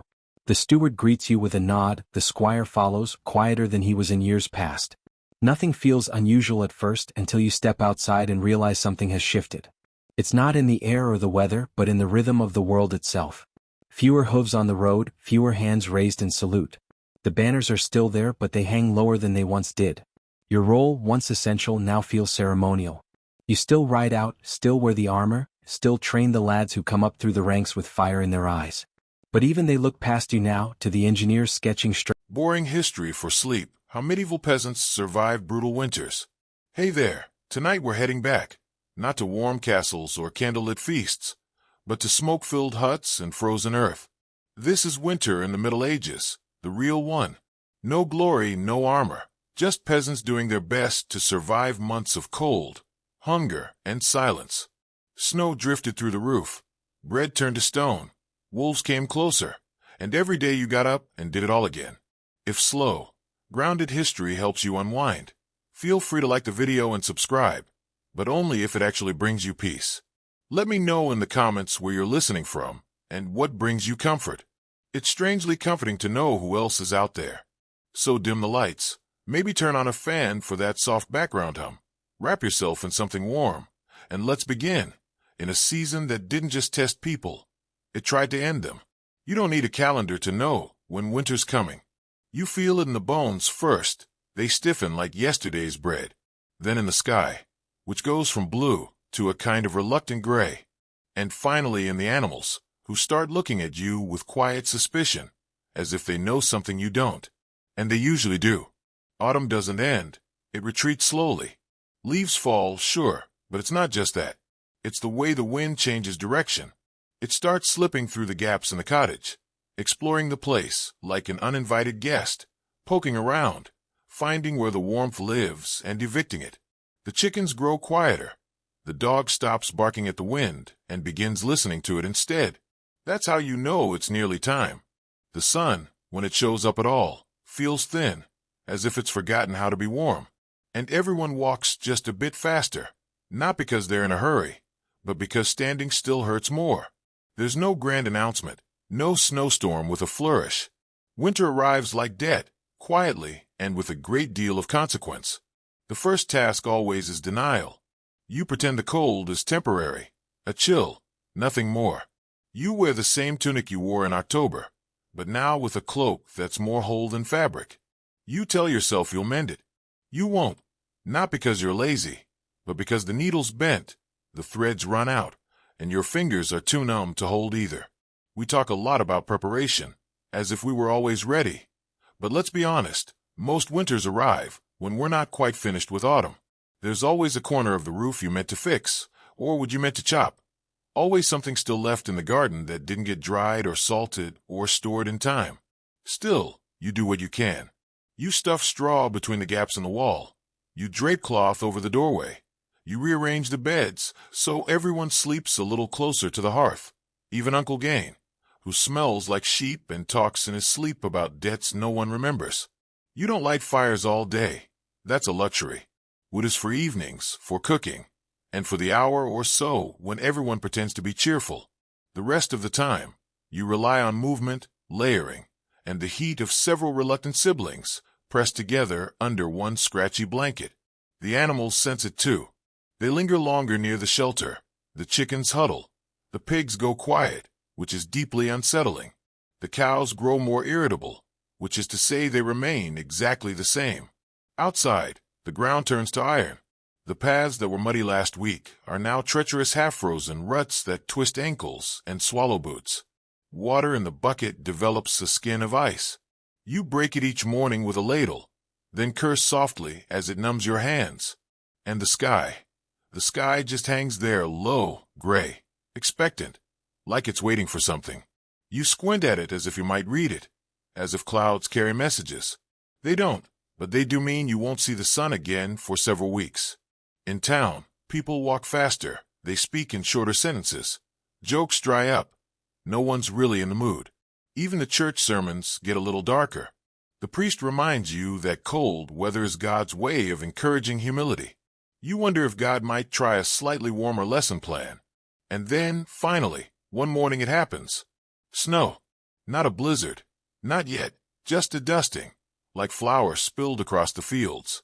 But it changes everything. The thatch turns white. The trees stiffen. Your breath comes out in little clouds. And every step outside sounds like you're stepping on old parchment. And with that snow comes the realization, you're locked in now. The earth has closed up shop for the season. No more digging, no more planting, nothing will grow. What you've already stored is all you've got. And if you didn't store enough, well, you'll learn how thin stew can really get. You begin to count things differently. Not in days, but in bundles. How many bundles of firewood left? How many sacks of grain? How many turnips? How many eggs this week? Not many, as the hens stop laying when it's cold. They prefer to huddle near the fire, just like everyone else. You keep yourself busy, even if nothing feels productive. You mend clothes, you scrape pans, you stir ashes hoping a warm coal is hiding underneath. If there's time, and there often is, you spin wool. It's not just for making cloth. It's for keeping your hands moving, your mind occupied. Too much quiet, and your thoughts start getting ideas. The animals aren't just company, they're cohabitants. The warmer ones are invited inside. Not all at once. There are boundaries after all, but enough to turn the house into a communal stew of smells, sounds, and shared body heat. You get used to waking up with a goat breathing on your neck. Well, maybe not used to, but you stop fighting it. Evenings are the worst. The sun disappears too early, and the darkness arrives like it's angry about something. Candles are expensive. Tallow lamps are smoky. You sit near the fire, if there's one going, and you listen to stories, to wind, to the way the wood pops when it burns. Sometimes someone gets it in their head to tell a ghost story. This always seems like a good idea until you realize you have to walk across the freezing yard to use the privy afterward. You run. You try not to trip. You definitely don't look into the shadows. And yet, winter isn't all misery. There's a rhythm to it, a kind of bitter predictability. You know the chores, you know the limits, and there's a strange camaraderie in knowing everyone else is miserable too. You learn to find comfort in small victories. Warm feet for 5 minutes. A stew that tastes slightly less like despair. A day without wind cutting through the cracks in the wall. You celebrate quietly, because the moment you laugh too loud, someone will remind you, we've only just begun. Historically, we peasants didn't fare too well in winters. The Little Ice Age, starting around the 14th century, brought harsher, longer winters across Europe. Rivers froze, crops failed. In some years, the Rhine froze solid for months, and markets were held right on the ice. Yes, people shopped on frozen rivers, until the ice decided otherwise. In particularly bad years, like 1315 to 1317, rain ruined crops for seasons. It wasn't just cold, it was famine. Up to 30 million people affected. And when there's no food, people get imaginative. Cannibalism was whispered about, infanticide too. Not dinner table conversation, but then again, we didn't always have dinner. But that's the thing about winter. It's not just about enduring the cold, it's about enduring each other. A family of 6, 3 goats, 2 chickens, and a bucket of salted fish sharing 20 square feet of living space. That's a social experiment with no exit. You hear every cough, every complaint, every unfortunate digestive development. Privacy becomes a myth. Modesty goes out with the sunlight. You do your best not to argue, not out of patience, but because it stirs up the air and lets him more cold. And so you settle in. You shrink your world down to a few feet around the fire. You learn the weight of every blanket, the creak of every board, the rhythm of the weather. Days shorten, nights lengthen, and time starts to dissolve into a sort of frozen soup. You're not living, exactly, you're enduring. And eventually, you stop asking how long winter will last. You just wake up each day and survive that one. If you're lucky, the firewood holds out. If you're very lucky, the roof does too. Because in a medieval winter, the cold doesn't knock. It lets itself in and stays a while. And tomorrow it starts again. Winter doesn't just try to kill you with cold. It kills you with chores. And at the top of that frozen to-do list, wood. Endless amounts of it. You don't just need a few logs for ambience. You need firewood like your life depends on it. Because it does. Everything revolves around fire. It cooks your food, warms your bones, dries your socks, scares off rats, and makes the house only mostly uninhabitable. Without it, you're not a peasant. You're a popsicle with taxes. But fire doesn't magically appear. It takes wood, lots of it, cut, carried, chopped, stacked, and cursed out. Gathering firewood is the medieval equivalent of having a second full-time job, except this one pays in back pain and frostbite. There's no chainsaw, no gas-powered anything. Just an axe that's been in the family, so long you're not sure if it's a tool or an heirloom. The handle's cracked, the blade is blunt, but it's still better than using your hands, which, let's face it, you probably will anyway once the axe gets stuck in the third log. You start in autumn, of course. Everyone says that. Start early. Except there's never enough time. The harvest runs late. Your neighbor borrowed your axe, and you sprained your ankle trying to outrun an angry goose. So here you are in December, swinging steel at a tree like it insulted your mother, praying it falls in the right direction. And trees don't cooperate. They're heavy, unpredictable, and covered in snow. You cut one down, only to realize you still have to chop it, carry it, and stack it. Repeat 50 times. If you're lucky, your back just hurts. If you're not, the tree lands on you, and you become a cautionary tale. Once the wood is chopped, it needs to dry. That takes months, so you burn it wet, which means it smokes, hisses, and barely burns at all. Congratulations, you've just turned your home into a tepid, smoky nightmare. Hope you weren't planning to breathe properly this winter. The rich, of course, have options. They hire people. They send servants into the woods while they sip wine in front of a roaring hearth. You are the servant, and your hearth is mostly a pile of wet twigs trying their best. Legally, you're not even allowed to gather wood in some places. Forests belong to lords, and if you're caught collecting kindling on noble land, the punishment ranges from fines to beatings too, occasionally, being made an example of for picking up sticks. Yes, really. That's why many peasants turn to alternatives, things like peat, dried animal dung, or bundles of brush. These technically burn, in the same way that technically soup counts as a meal. Peat gives off heat, but also a smell like wet ashes and regret. Dung burns surprisingly well, but let's not pretend anyone's happy about it. Still, you use what you have.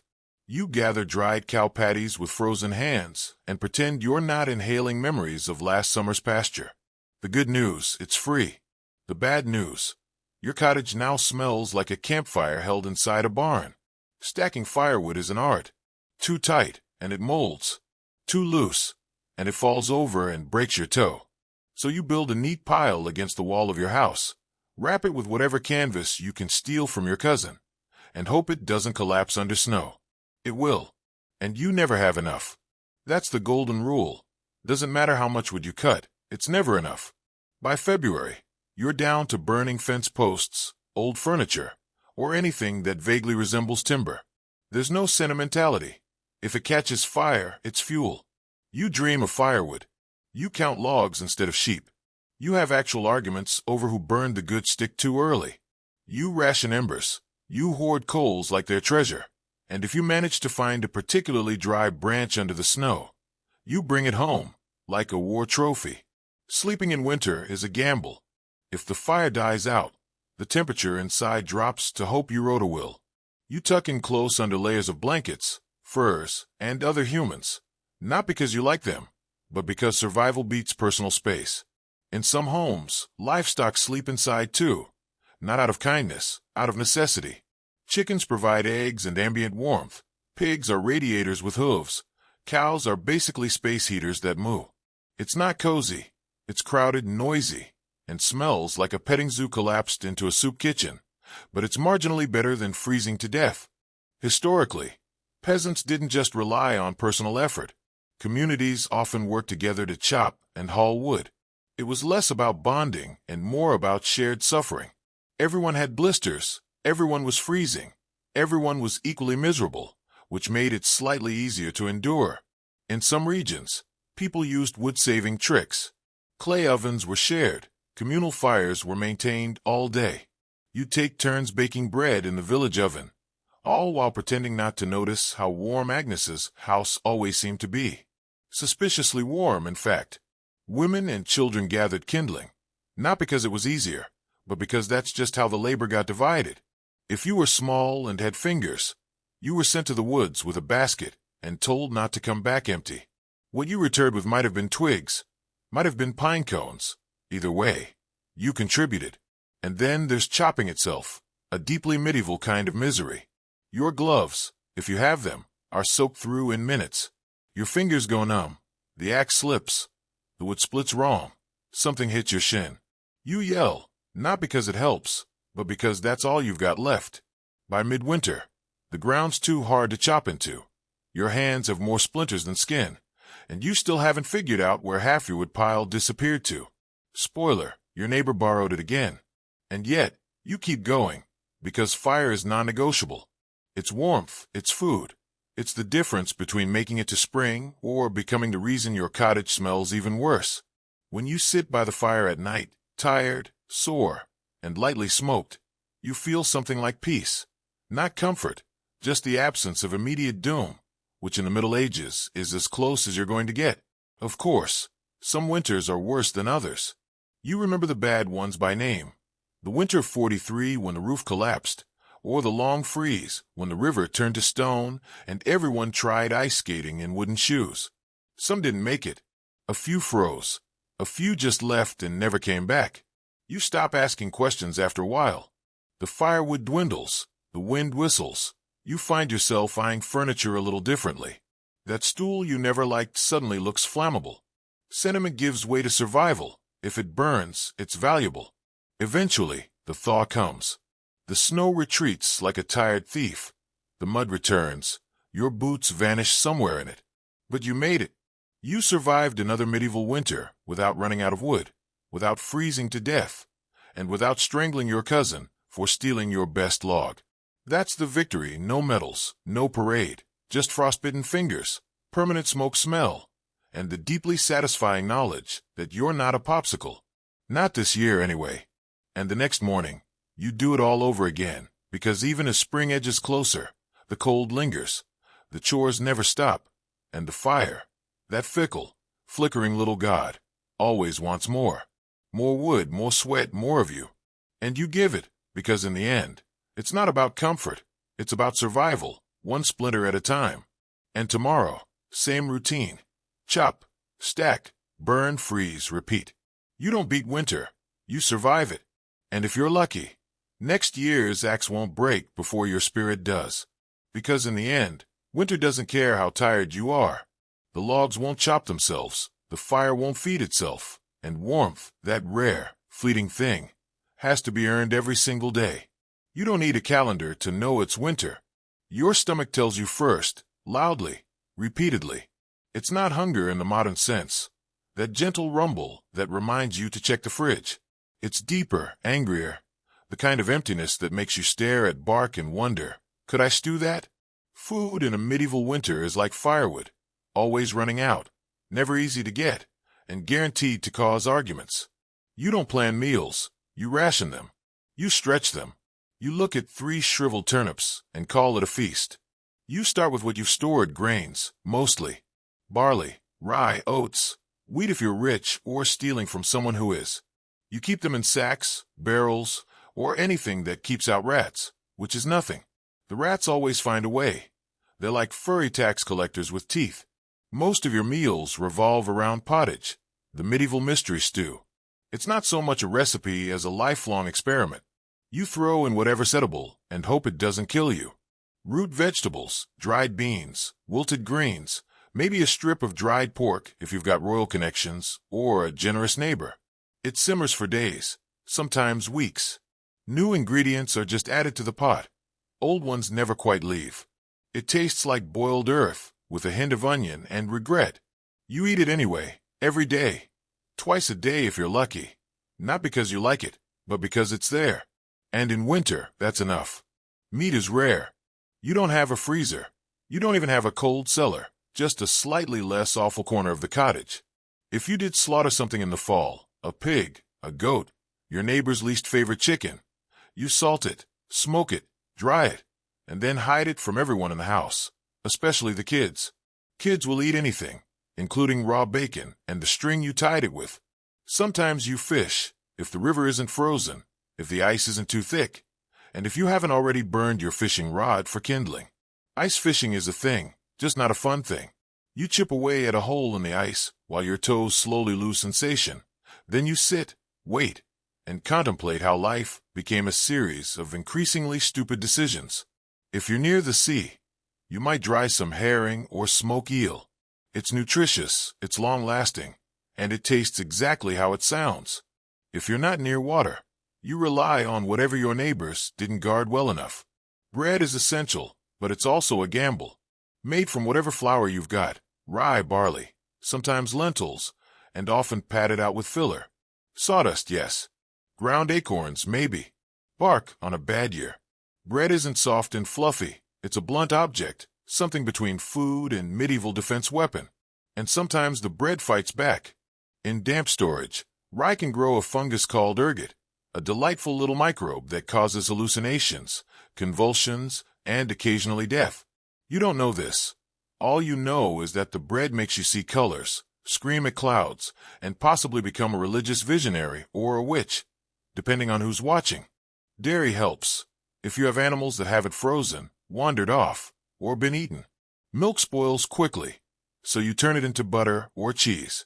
The cheese is hard, salty, and vaguely threatening. Butter is a luxury. You keep it wrapped in cloth, hidden under your bed, like it's gold, because in winter it basically is. Eggs. Not likely. Chickens slow down in the cold. They're too busy trying not to die. You might get one a week, maybe two if you speak nicely to the hens and threaten the rooster. That egg goes in the pottage. Or you stare at it long enough to get full from imagination. Fresh fruits and vegetables. That's adorable. No apples, no greens. Maybe a dried plum from last August if it didn't rot or become home to a worm. Most vitamin C comes from sour cabbage or fermented turnip, lovingly described as crunchy disappointment in vinegar. It keeps scurvy away, but also friends. Preservation is everything. You salt, smoke, pickle, and dry anything that once moved, grew, or was near something that did. You make jams from berries, if you managed to find them and didn't eat them all in the sugar-starved frenzy last summer. You hang herbs from the ceiling until they drop into the soup, one by one, like leafy confetti. Nothing is wasted. Bones are boiled twice. The fat is saved.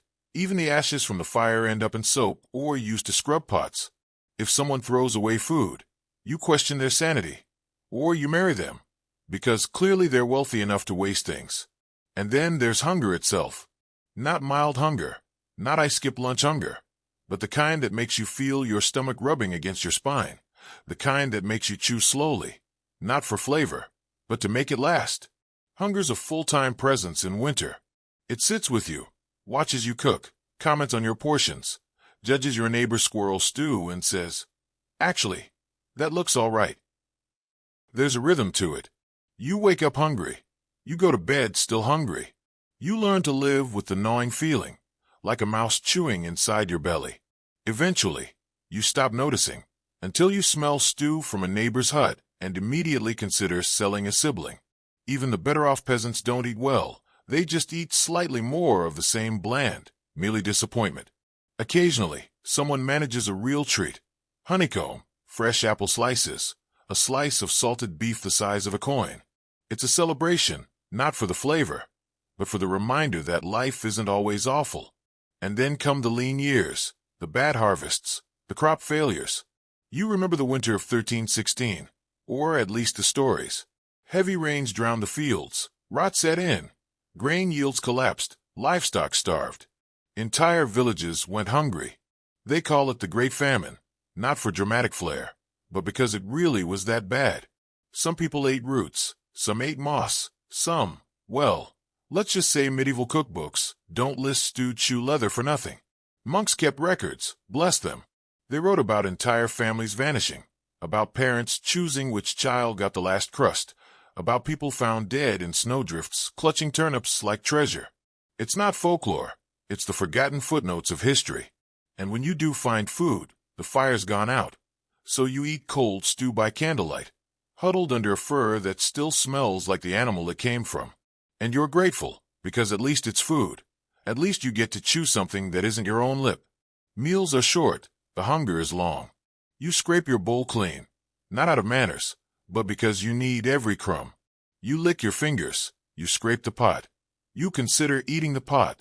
Then remember it's your only one. Your body changes. You move slower. You lose weight. You don't call it dieting. You call it still alive. And yet, you keep going, because hunger is a fact, not a crisis. You don't expect to feel full. You just hope not to feel worse. That's winter, not a battle, but a negotiation between you, your pantry, and the number of meals until April. There's no holiday feast, unless you're lucky or well-connected. Maybe you save a sausage for Christmas. Maybe a neighbor shares a pie made with mystery meat and courage. You don't ask questions, you eat, you smile. And you try not to cry when it's gone in 3 bites. Even the celebration foods are practical. Spiced ale, if you can afford spices. Nut cakes, if anyone had nuts. Pies filled with dried fruits, soaked in syrup and desperation. They're more ritual than indulgence. A way to remind yourself that joy exists, even if it's crusted in soot and shared with a dozen shivering relatives. So what did you eat in a medieval winter? Anything that wouldn't eat you first. Anything you could preserve, hide, or boil until it stopped arguing. You didn't dine. You survived. Because in the end, hunger wears a wool coat. It wraps around you. It stays close. It whispers in your ear. And when spring finally arrives, the first green shoot you see, you don't admire it. You bite it. Your home in the Middle Ages is not a refuge. It is not a sanctuary. It is not, by any modern standard, a building. It's more like a wooden suggestion of shelter, loosely stapled to a dirt floor and held together by good intentions, dried mud, and the unspoken agreement that nobody sneezes too hard. Let's start with the walls. Wattle and daub, if you're lucky. That's woven wooden strips covered in mud, straw, and whatever else was lying around. Cow dung, hair gossip. You pack it all together and pray it hardens before the next storm hits. Spoiler, it doesn't. On a good day, the wind whistles through the cracks. On a bad day, the wind howls through like it owns the place and wants rent. There's no insulation. There's no sealant. There's just the outside and slightly less outside. Your roof is thatched, of course, which sounds quaint until you realize it's just dried plant matter arranged in a vaguely triangular shape. It leaks constantly. Rain comes in, snow piles up, birds nest in it, mice move in and start charging rent. If you're lucky, it only partially collapses during a storm. If you're not, you wake up with your ceiling in your lap and a chicken on your face. The floor dirt, just dirt. If it's muddy, you wait. If it's frozen, you slip. If it's dry, it turns to dust and gets into everything. Your lungs, your eyes, your soup. You try throwing down straw to soften it, which lasts approximately 6 hours before turning into a trampled, moldy paste that somehow smells like feet and despair. Windows. Don't be silly. Glass is for churches and rich people. You have holes. If you're feeling fancy, maybe you stretch some oiled parchment over the opening.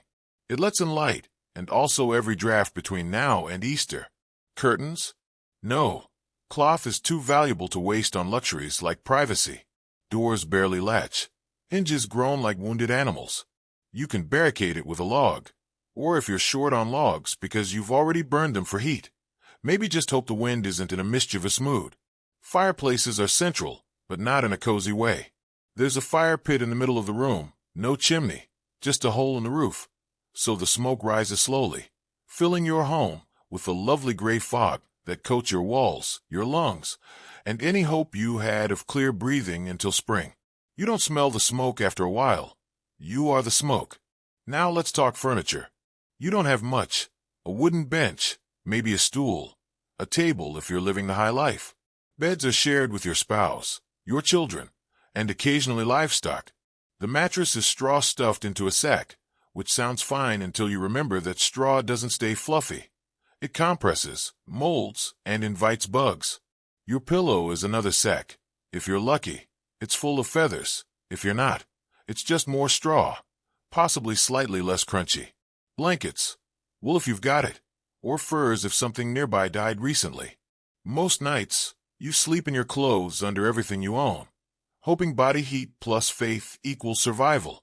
And if your fire dies out overnight, you wake up frozen in your own breath cloud, questioning every decision that led to this point. Heating the place is a challenge. You keep the fire going, sure, but heat rises, smoke rises, and unfortunately, you're sleeping on the floor, which means your toes freeze, while your rafters get a lovely sound experience. Stones around the hearth help. They absorb heat and release it slowly, but only if you have enough fuel to make them warm in the first place. You seal up cracks with moss, cloth, or mud. It doesn't work. The wind finds a way. It always finds a way. There are days when you swear the air inside is colder than the air outside, and you do something about it. But your fingers are too numb to untie your cloak. Lighting is another delight. You've got tallow candles, which drip, sputter, and reek of beef fat, or rush lights. Reeds dipped in animal grease, which burn like someone tried to weaponize a salad. The smoke from these mingles with the hearth smoke until the whole room is a low-hanging haze of medieval asthma triggers. And let's not forget the noise. Thin walls mean you hear everything. The wind, the livestock, your neighbor sneezing, your own stomach growling back at you like it's filing a complaint. Privacy, a myth. Solitude, only if you walk into the forest and don't come back. Of course, it's not just people living here. Your cottage shares space with animals. Chickens nest in corners. A goat sleeps under the table. If you've got a cow, she lives in the lean-to attached to the wall, unless it's too cold, in which case she joins you in the main room. There is no such thing as indoor and outdoor. There's only not dead from the cold. This makes the house warmer, slightly. It also makes it louder, messier, and smell like a barn that recently lost a bet. You sweep the floors, but the dirt just rearranges itself. The straw bedding smells like old milk, and if a chicken decides to lay an egg next to your head in the middle of the night, you say thank you and try to fall back asleep before it poops on your blanket. Your roof also houses guests, birds, rats, insects. The thatch is thick enough for nesting, which means come spring, you'll hear the pitter-patter of tiny feet above you at all hours. Sometimes they fall in.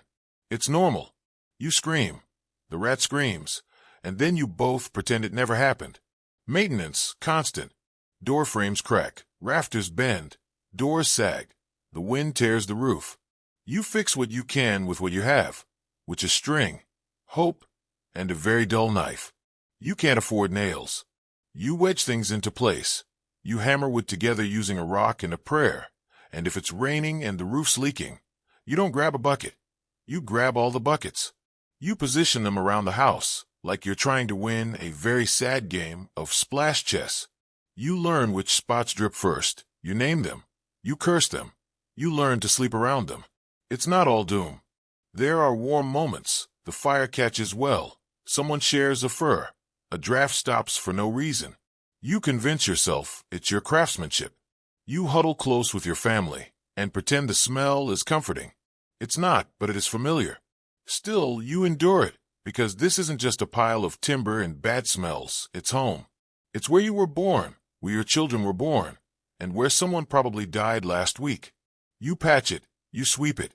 You whisper to it in winter like it's a sick relative. Just hold on a little longer. You don't compare it to a castle. You compare it to not freezing to death. And by that measure, it's doing fine. Some wealthier peasants whitewash the walls, not for luxury, for lice. The lime kills bugs. A fresh coat every year keeps the walls bright, and the infestations mostly cosmetic. You think about doing it. You even collect the lime. But then the firewood runs out again. You hang herbs to make the air smell nicer. They dry out, crumble, fall into your soup. You eat them anyway. The taste is weird, but you tell yourself it's seasoning. It's not. And every so often, you dream of a second room, of a wooden floor, of a roof that doesn't make you flinch every time a breeze picks up. You don't expect it. You just let the thought sit with you while you stitch another patch into the wall and listen to the rain come through the ceiling. Because in the end, your house isn't warm or dry or peaceful, but it's still standing. And in a medieval winter, that's about as close to luxury as you're ever going to get. It's dawn, or close enough. There's a faint light outside that might be the sun, or just the moon giving up. Either way, it's time to get up. Not because you're rested. You're not. Not because you're excited. You're definitely not. But because your life depends on getting things done before frostbite, famine, or your neighbor's goat beats you to the water source. There's no weekend. There's no me time. There's barely enough time to scrape the frost off your eyebrows. Every day is a repeat of the last. Gather, mend, feed, carry, boil, patch, repeat. Winter in medieval Europe is a season-long to-do list written in mud, smoke, and fatigue. First job, get the fire going. You hope the embers survived the night. If not, you're back to flint and steel, hunched over kindling with frozen fingers and breath so visible it could be mistaken for a ghost. Wood is precious. You use it sparingly. A good fire means warmth, food, light, and life. A bad one means all of the above slowly slip away while you pretend you're not crying from smoke.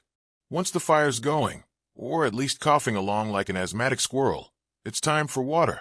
The bucket is heavy, the stream is half frozen, and the path is icy enough to host the worst Olympics event in history. Peasant figure skating. You fall, you spill. You curse the ice, the bucket, and the cruel joke that is winter. Then you do it again, because water doesn't fetch itself. Back home, you boil it, not because you're a health nut, but because it might kill you otherwise. Every sip is a gamble. Boiling water is also how you warm your hands, steam the hut, and delay feeling like a medieval failure for 10 more minutes. Next, animals. They need feeding before you do. Chickens are annoyed. Pigs are loud. The cow is judging you. You scrape together old hay, kitchen scraps, and whatever hasn't frozen solid. You check the coop for eggs. There aren't any again. The rooster, however, has plenty of opinions. If it snowed overnight, you clear the path to the door, not because it's tidy, but because falling into a snowdrift while holding a bucket of pig slop is the kind of memory that sticks. You shovel with a flat plank, your hands wrapped in rags, and mutter things that will get you excommunicated if anyone heard. With the animals fed and your fingers halfway thawed, it's time for breakfast, if you can call it that. Yesterday's pottage, reheated with today's regrets. Maybe some crusty bread, maybe not. If someone remembered to scrape the pot clean last night, you're scraping the scrapings. No one complains. Complaining takes energy. Then it's time for the real work. If you're a man, it's chores in the fields, forest, or forge. If you're a woman, it's everything else. Spinning wool, mending clothes, making food, cleaning soot, hauling water, stirring the pot, and somehow keeping 6 children alive while pretending your hands aren't frozen into claw shapes. Repairing the roof? That's your job. Fetching firewood? Also your job. Making sure the goat doesn't freeze, escape, or explode? Still your job.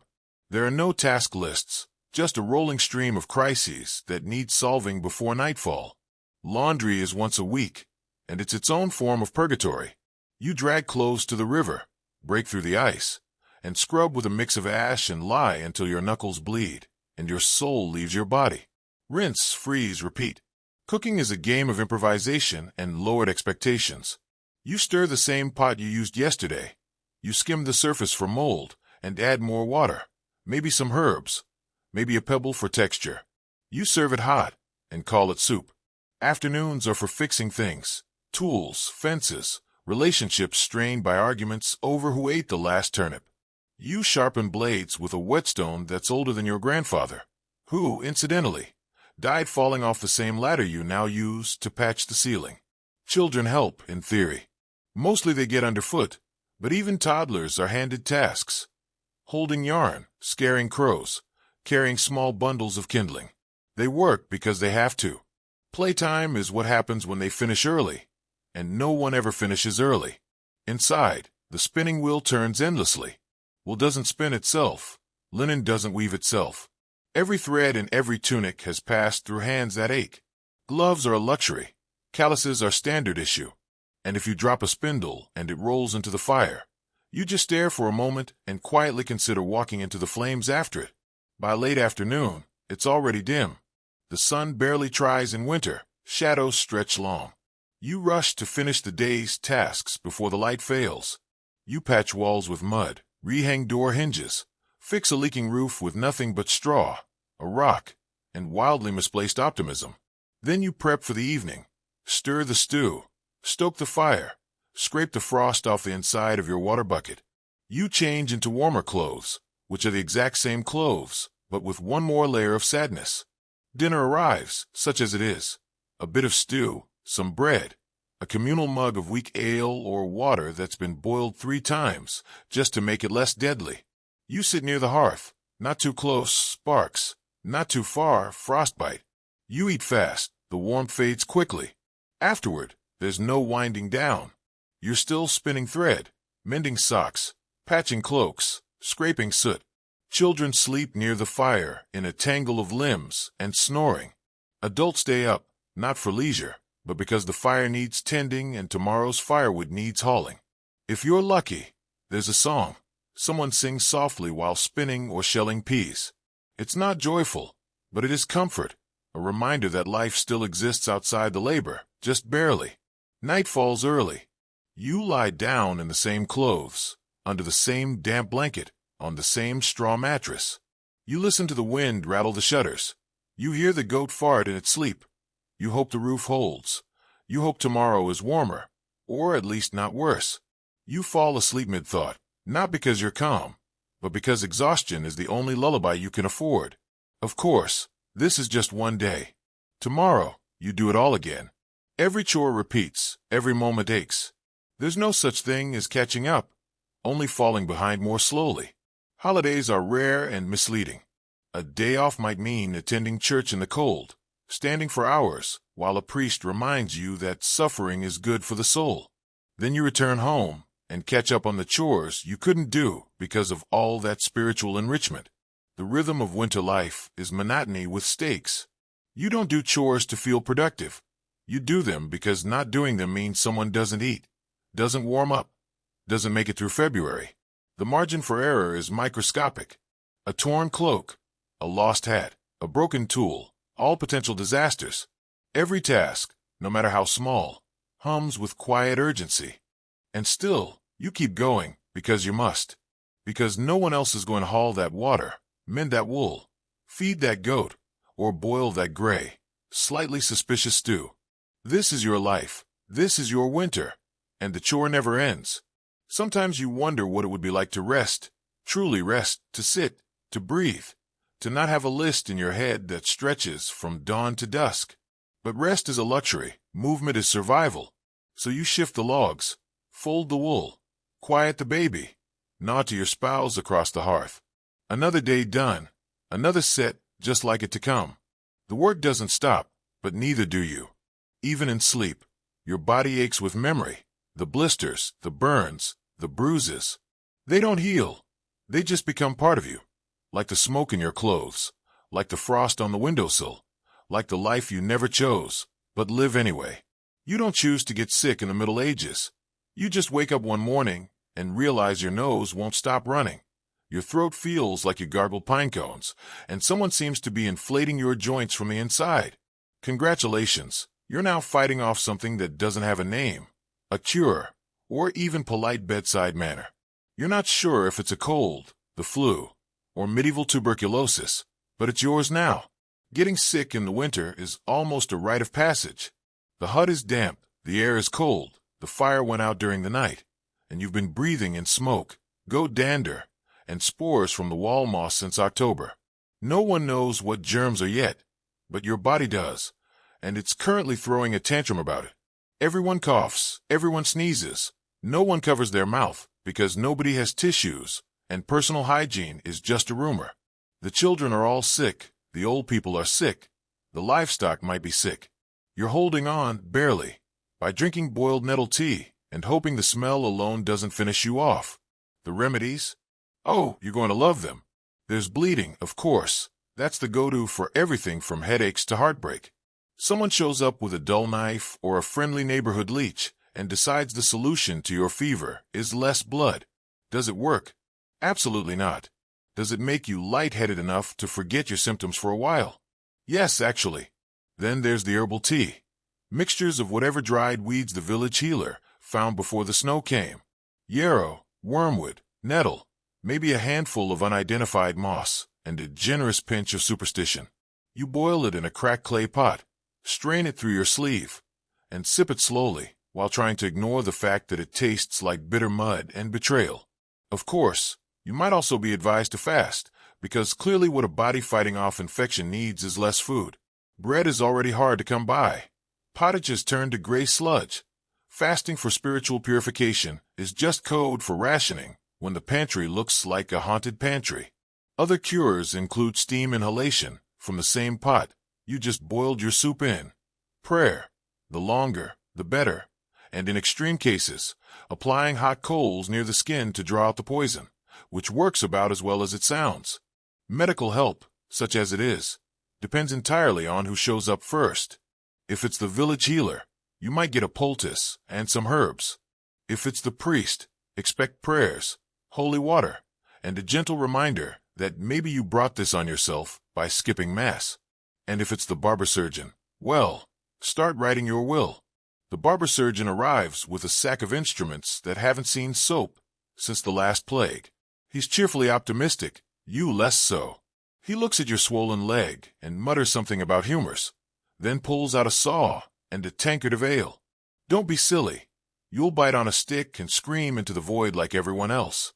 Sometimes they'll prescribe purging, either up or down, depending on which end is more offended by your condition. Laxatives made from boiled bark or dried beetles. Emetics brewed from wine and sadness. You're not just sick anymore.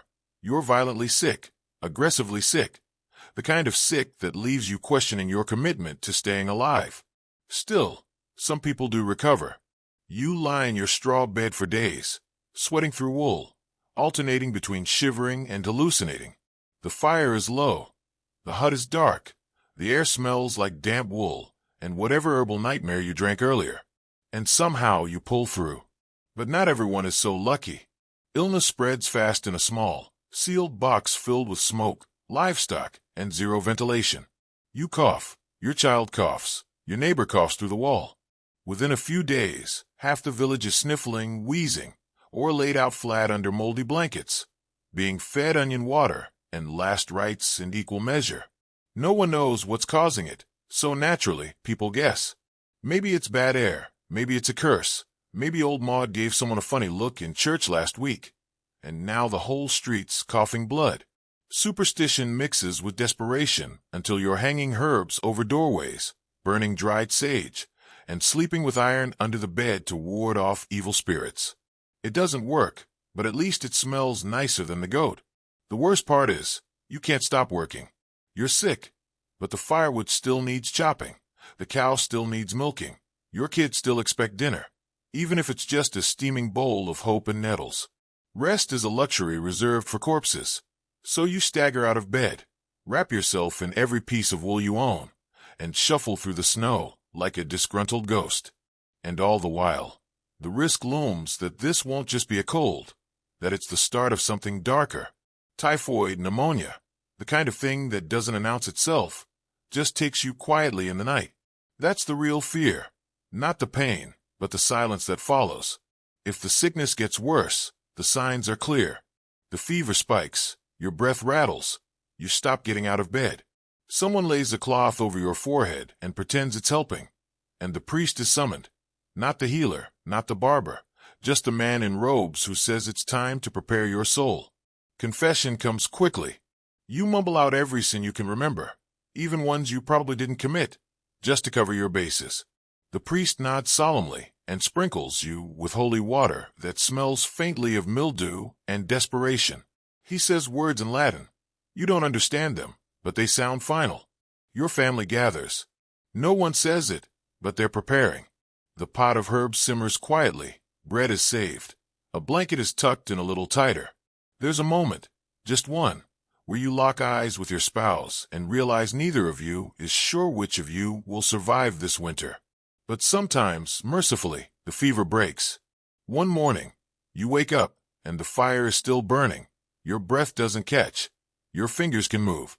The room still smells like death warmed over, but at least it's warm. You've made it barely.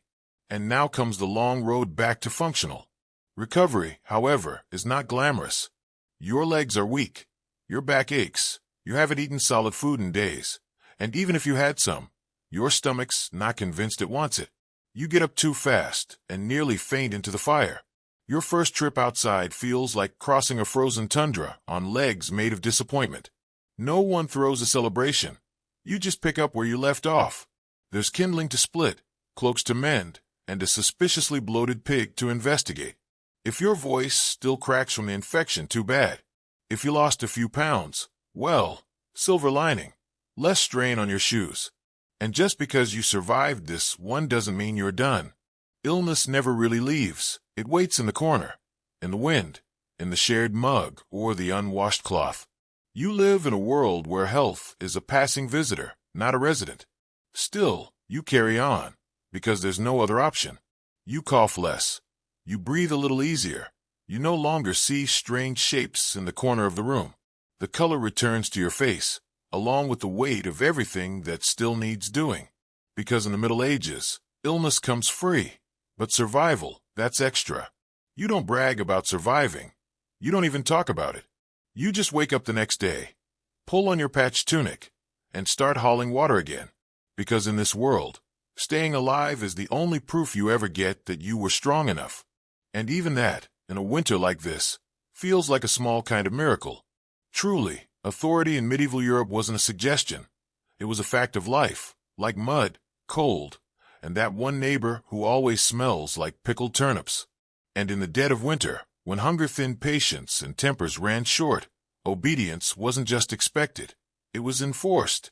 You don't talk back, you don't complain, you don't ask why, unless you enjoy the taste of public punishment and splinters. From the lord of the manor to the local priest, everyone above you in the hierarchy expects immediate compliance, and they've got a belt, a staff, or a scripture ready to remind you. Start with the manor lord. He owns the land, technically. You don't even rent it. You just live there like a tolerated parasite. You farm his fields, pay your dues, and bow when he rides past, even if your back's already broken. If he says jump, you ask how high, then jump anyway, just in case he meant it metaphorically. Refuse? That's cute. Let's see how funny that is when he finds you, takes your grain, or throws you in the stocks during a snowstorm. The stocks, by the way, are winter's least cozy seating arrangement. Wooden planks clamp your arms and neck while your neighbors get to walk by and admire your poor life choices. It's cold, it's humiliating, and if someone's feeling festive, they might throw something. Turnips if they're nice, rocks if they're not. You don't protest. That might get you a second round. But lords weren't your only problem. The church was just as powerful, and arguably more terrifying. God might forgive, but the local priest? Not so much. He watches everything. Who misses Mass? Who works on holy days? Who might be secretly coveting someone else's goat? And he keeps a record, not just for spiritual purposes, but for leverage. One misplaced comment, and suddenly you're accused of blasphemy or witchcraft, or worse, forgetting to tithe. Speaking of tithes, they're not optional. You give 1/10 of everything you produce, even if that means you don't have enough left for yourself. Grain, eggs, chickens, your dignity. The church takes its share. And if you fall short, you don't get a reminder notice. You get a sermon delivered in front of everyone, complete with meaningful stares and eternal consequences. The priest's power isn't in muscle, it's in memory. He remembers who skipped prayers, who whispered during Mass, who dared to question why Lent means eating boiled weeds for 6 weeks. And in the winter, when everyone's cranky and coughing, it doesn't take much to land yourself in the pulpit's line of fire. Then there's the law, or whatever passes for it.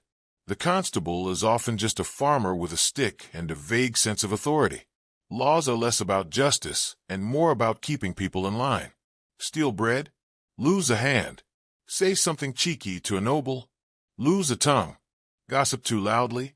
Get fitted for a scold's bridle, a lovely little iron mask with a mouthpiece designed to make you think twice before speaking a third time. Even private matters come with public consequences. If your child misbehaves, you're blamed. If your spouse curses, you both suffer. Discipline is a community affair. The whipping post doesn't care whose idea it was, just that someone gets hit. And don't get too clever.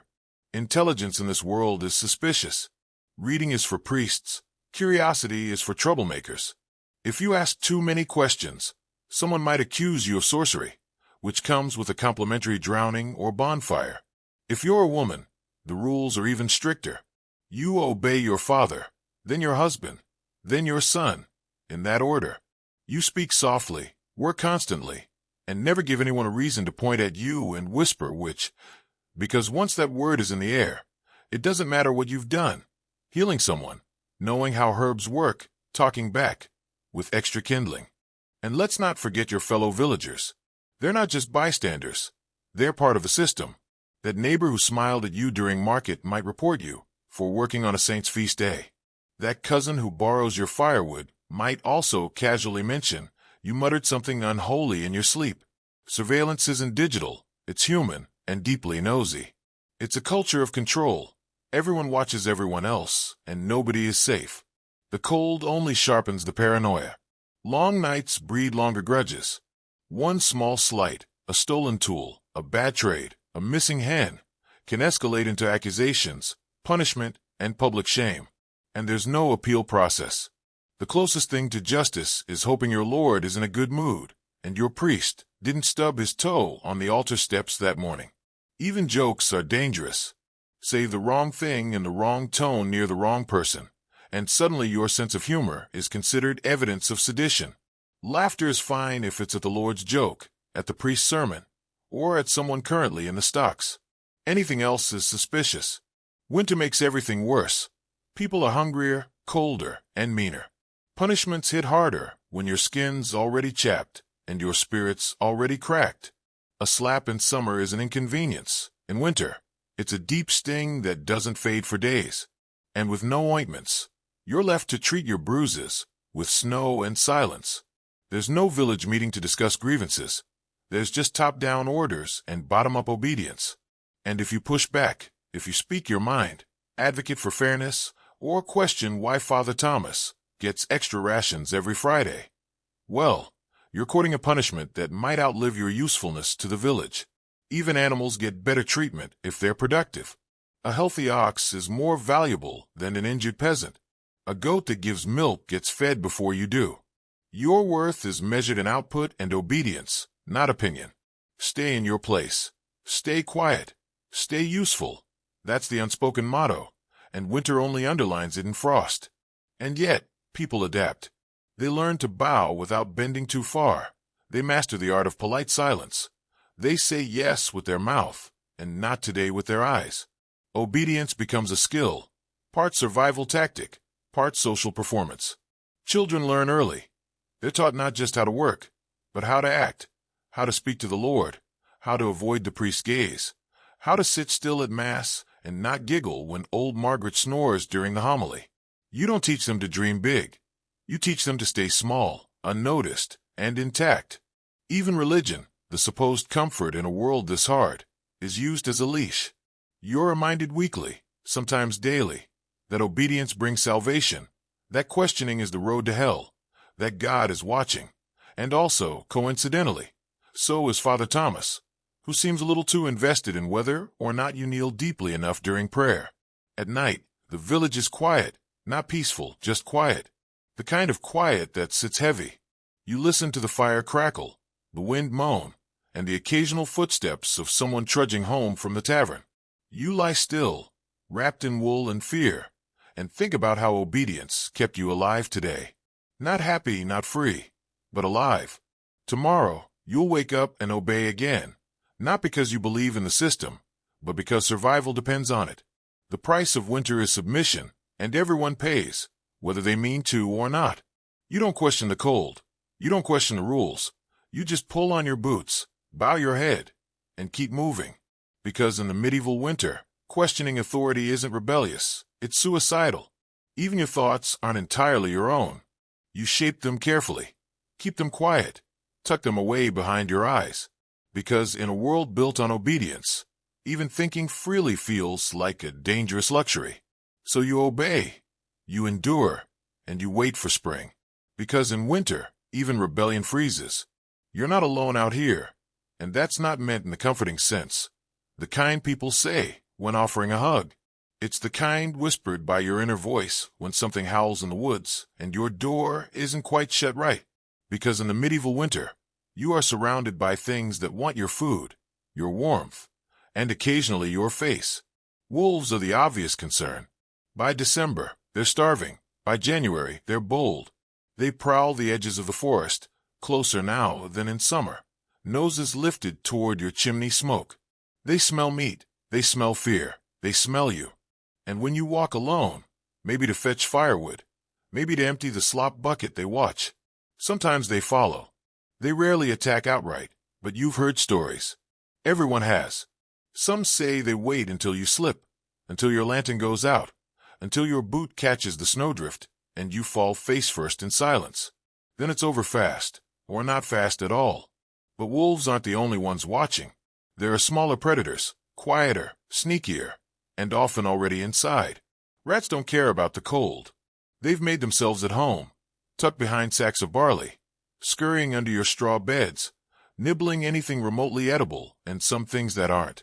You've heard them at night, the gnawing, the skittering, the occasional scream from someone discovering a rat had made a nest in the laundry pile. They eat grain, soap, leather. They chew through your shoes, your belts, the bindings of the only book in town. If it can be chewed, it will be. And when food runs low, truly low, rats become more than pests. They become a test of what you're willing to kill in the name of dinner. Cats help when you've got them. But a good mouser in winter is almost worth more than a child, and they know it. They lord over the cottage like tiny monarchs, demanding warmth and respect in exchange for thinning the vermin herd. If they don't feel like hunting, well, too bad. The rats resume their midnight buffet, and you wake up to something missing, a corner of bread, a rind of cheese. Then there are the dogs, not all of them friendly. Some are village strays, half-wild things with torn ears and ribs showing through their fur. Most were abandoned when food got tight. Now they roam in loose packs, sniffing at doors, chasing chickens, and occasionally cornering someone too slow to close the gate. You don't trust them. They don't trust you. They bark at ghosts and sometimes at nothing at all. But when they're hungry enough, barking turns into biting. Out in the woods, you've heard rumors of lynxes, rare, but not impossible. A blur of fur and claws that disappears before you're even sure it was real. Mostly they avoid people. Mostly. But if one showed up in the village, no one would be surprised, just unlucky. Boars are worse, big, mean, and stupid. They don't hunt you. They charge you, especially if they're cornered or desperate. You've heard of men losing legs to a wild boar tusk, or lives in the leanest months. Some still try to hunt them for meat. Sometimes they come back with dinner. Sometimes they don't come back at all. And just when you think the outside is bad, remember the inside isn't much safer. The cold drives more than rats indoors, spiders, beetles, centipedes, things that crawl and crunch underfoot, all come looking for warmth. You step on them barefoot at dawn and pretend not to scream. You sweep them into the hearth and watch them sizzle, then go back to stirring your soup like nothing happened. If you're storing food for winter, dried meat, apples, cheese, or salted fish, you guard it like treasure, not because you're greedy, but because you're in competition with everything else that breathes. The mice are relentless. The mold creeps faster than your fingers can scrape. And the family dog, if you have one, has taken to staring at the larder door like it's made of dreams. Some families hang food from the rafters to keep it safe, which works until something climbs the wall and steals it anyway. You've found half-eaten sausages on the floor, tiny bite marks in your bread, and worse, droppings in the flour bin. You wipe them out, close the lid, and pretend it's still usable, because waste is a luxury, and you can't afford either. Even birds get strange in the cold. Crows seem to follow you, perching on rooftops, watching from fence posts, silent and waiting. You tell yourself it's superstition, but then you see 3 of them on the same beam above your front door.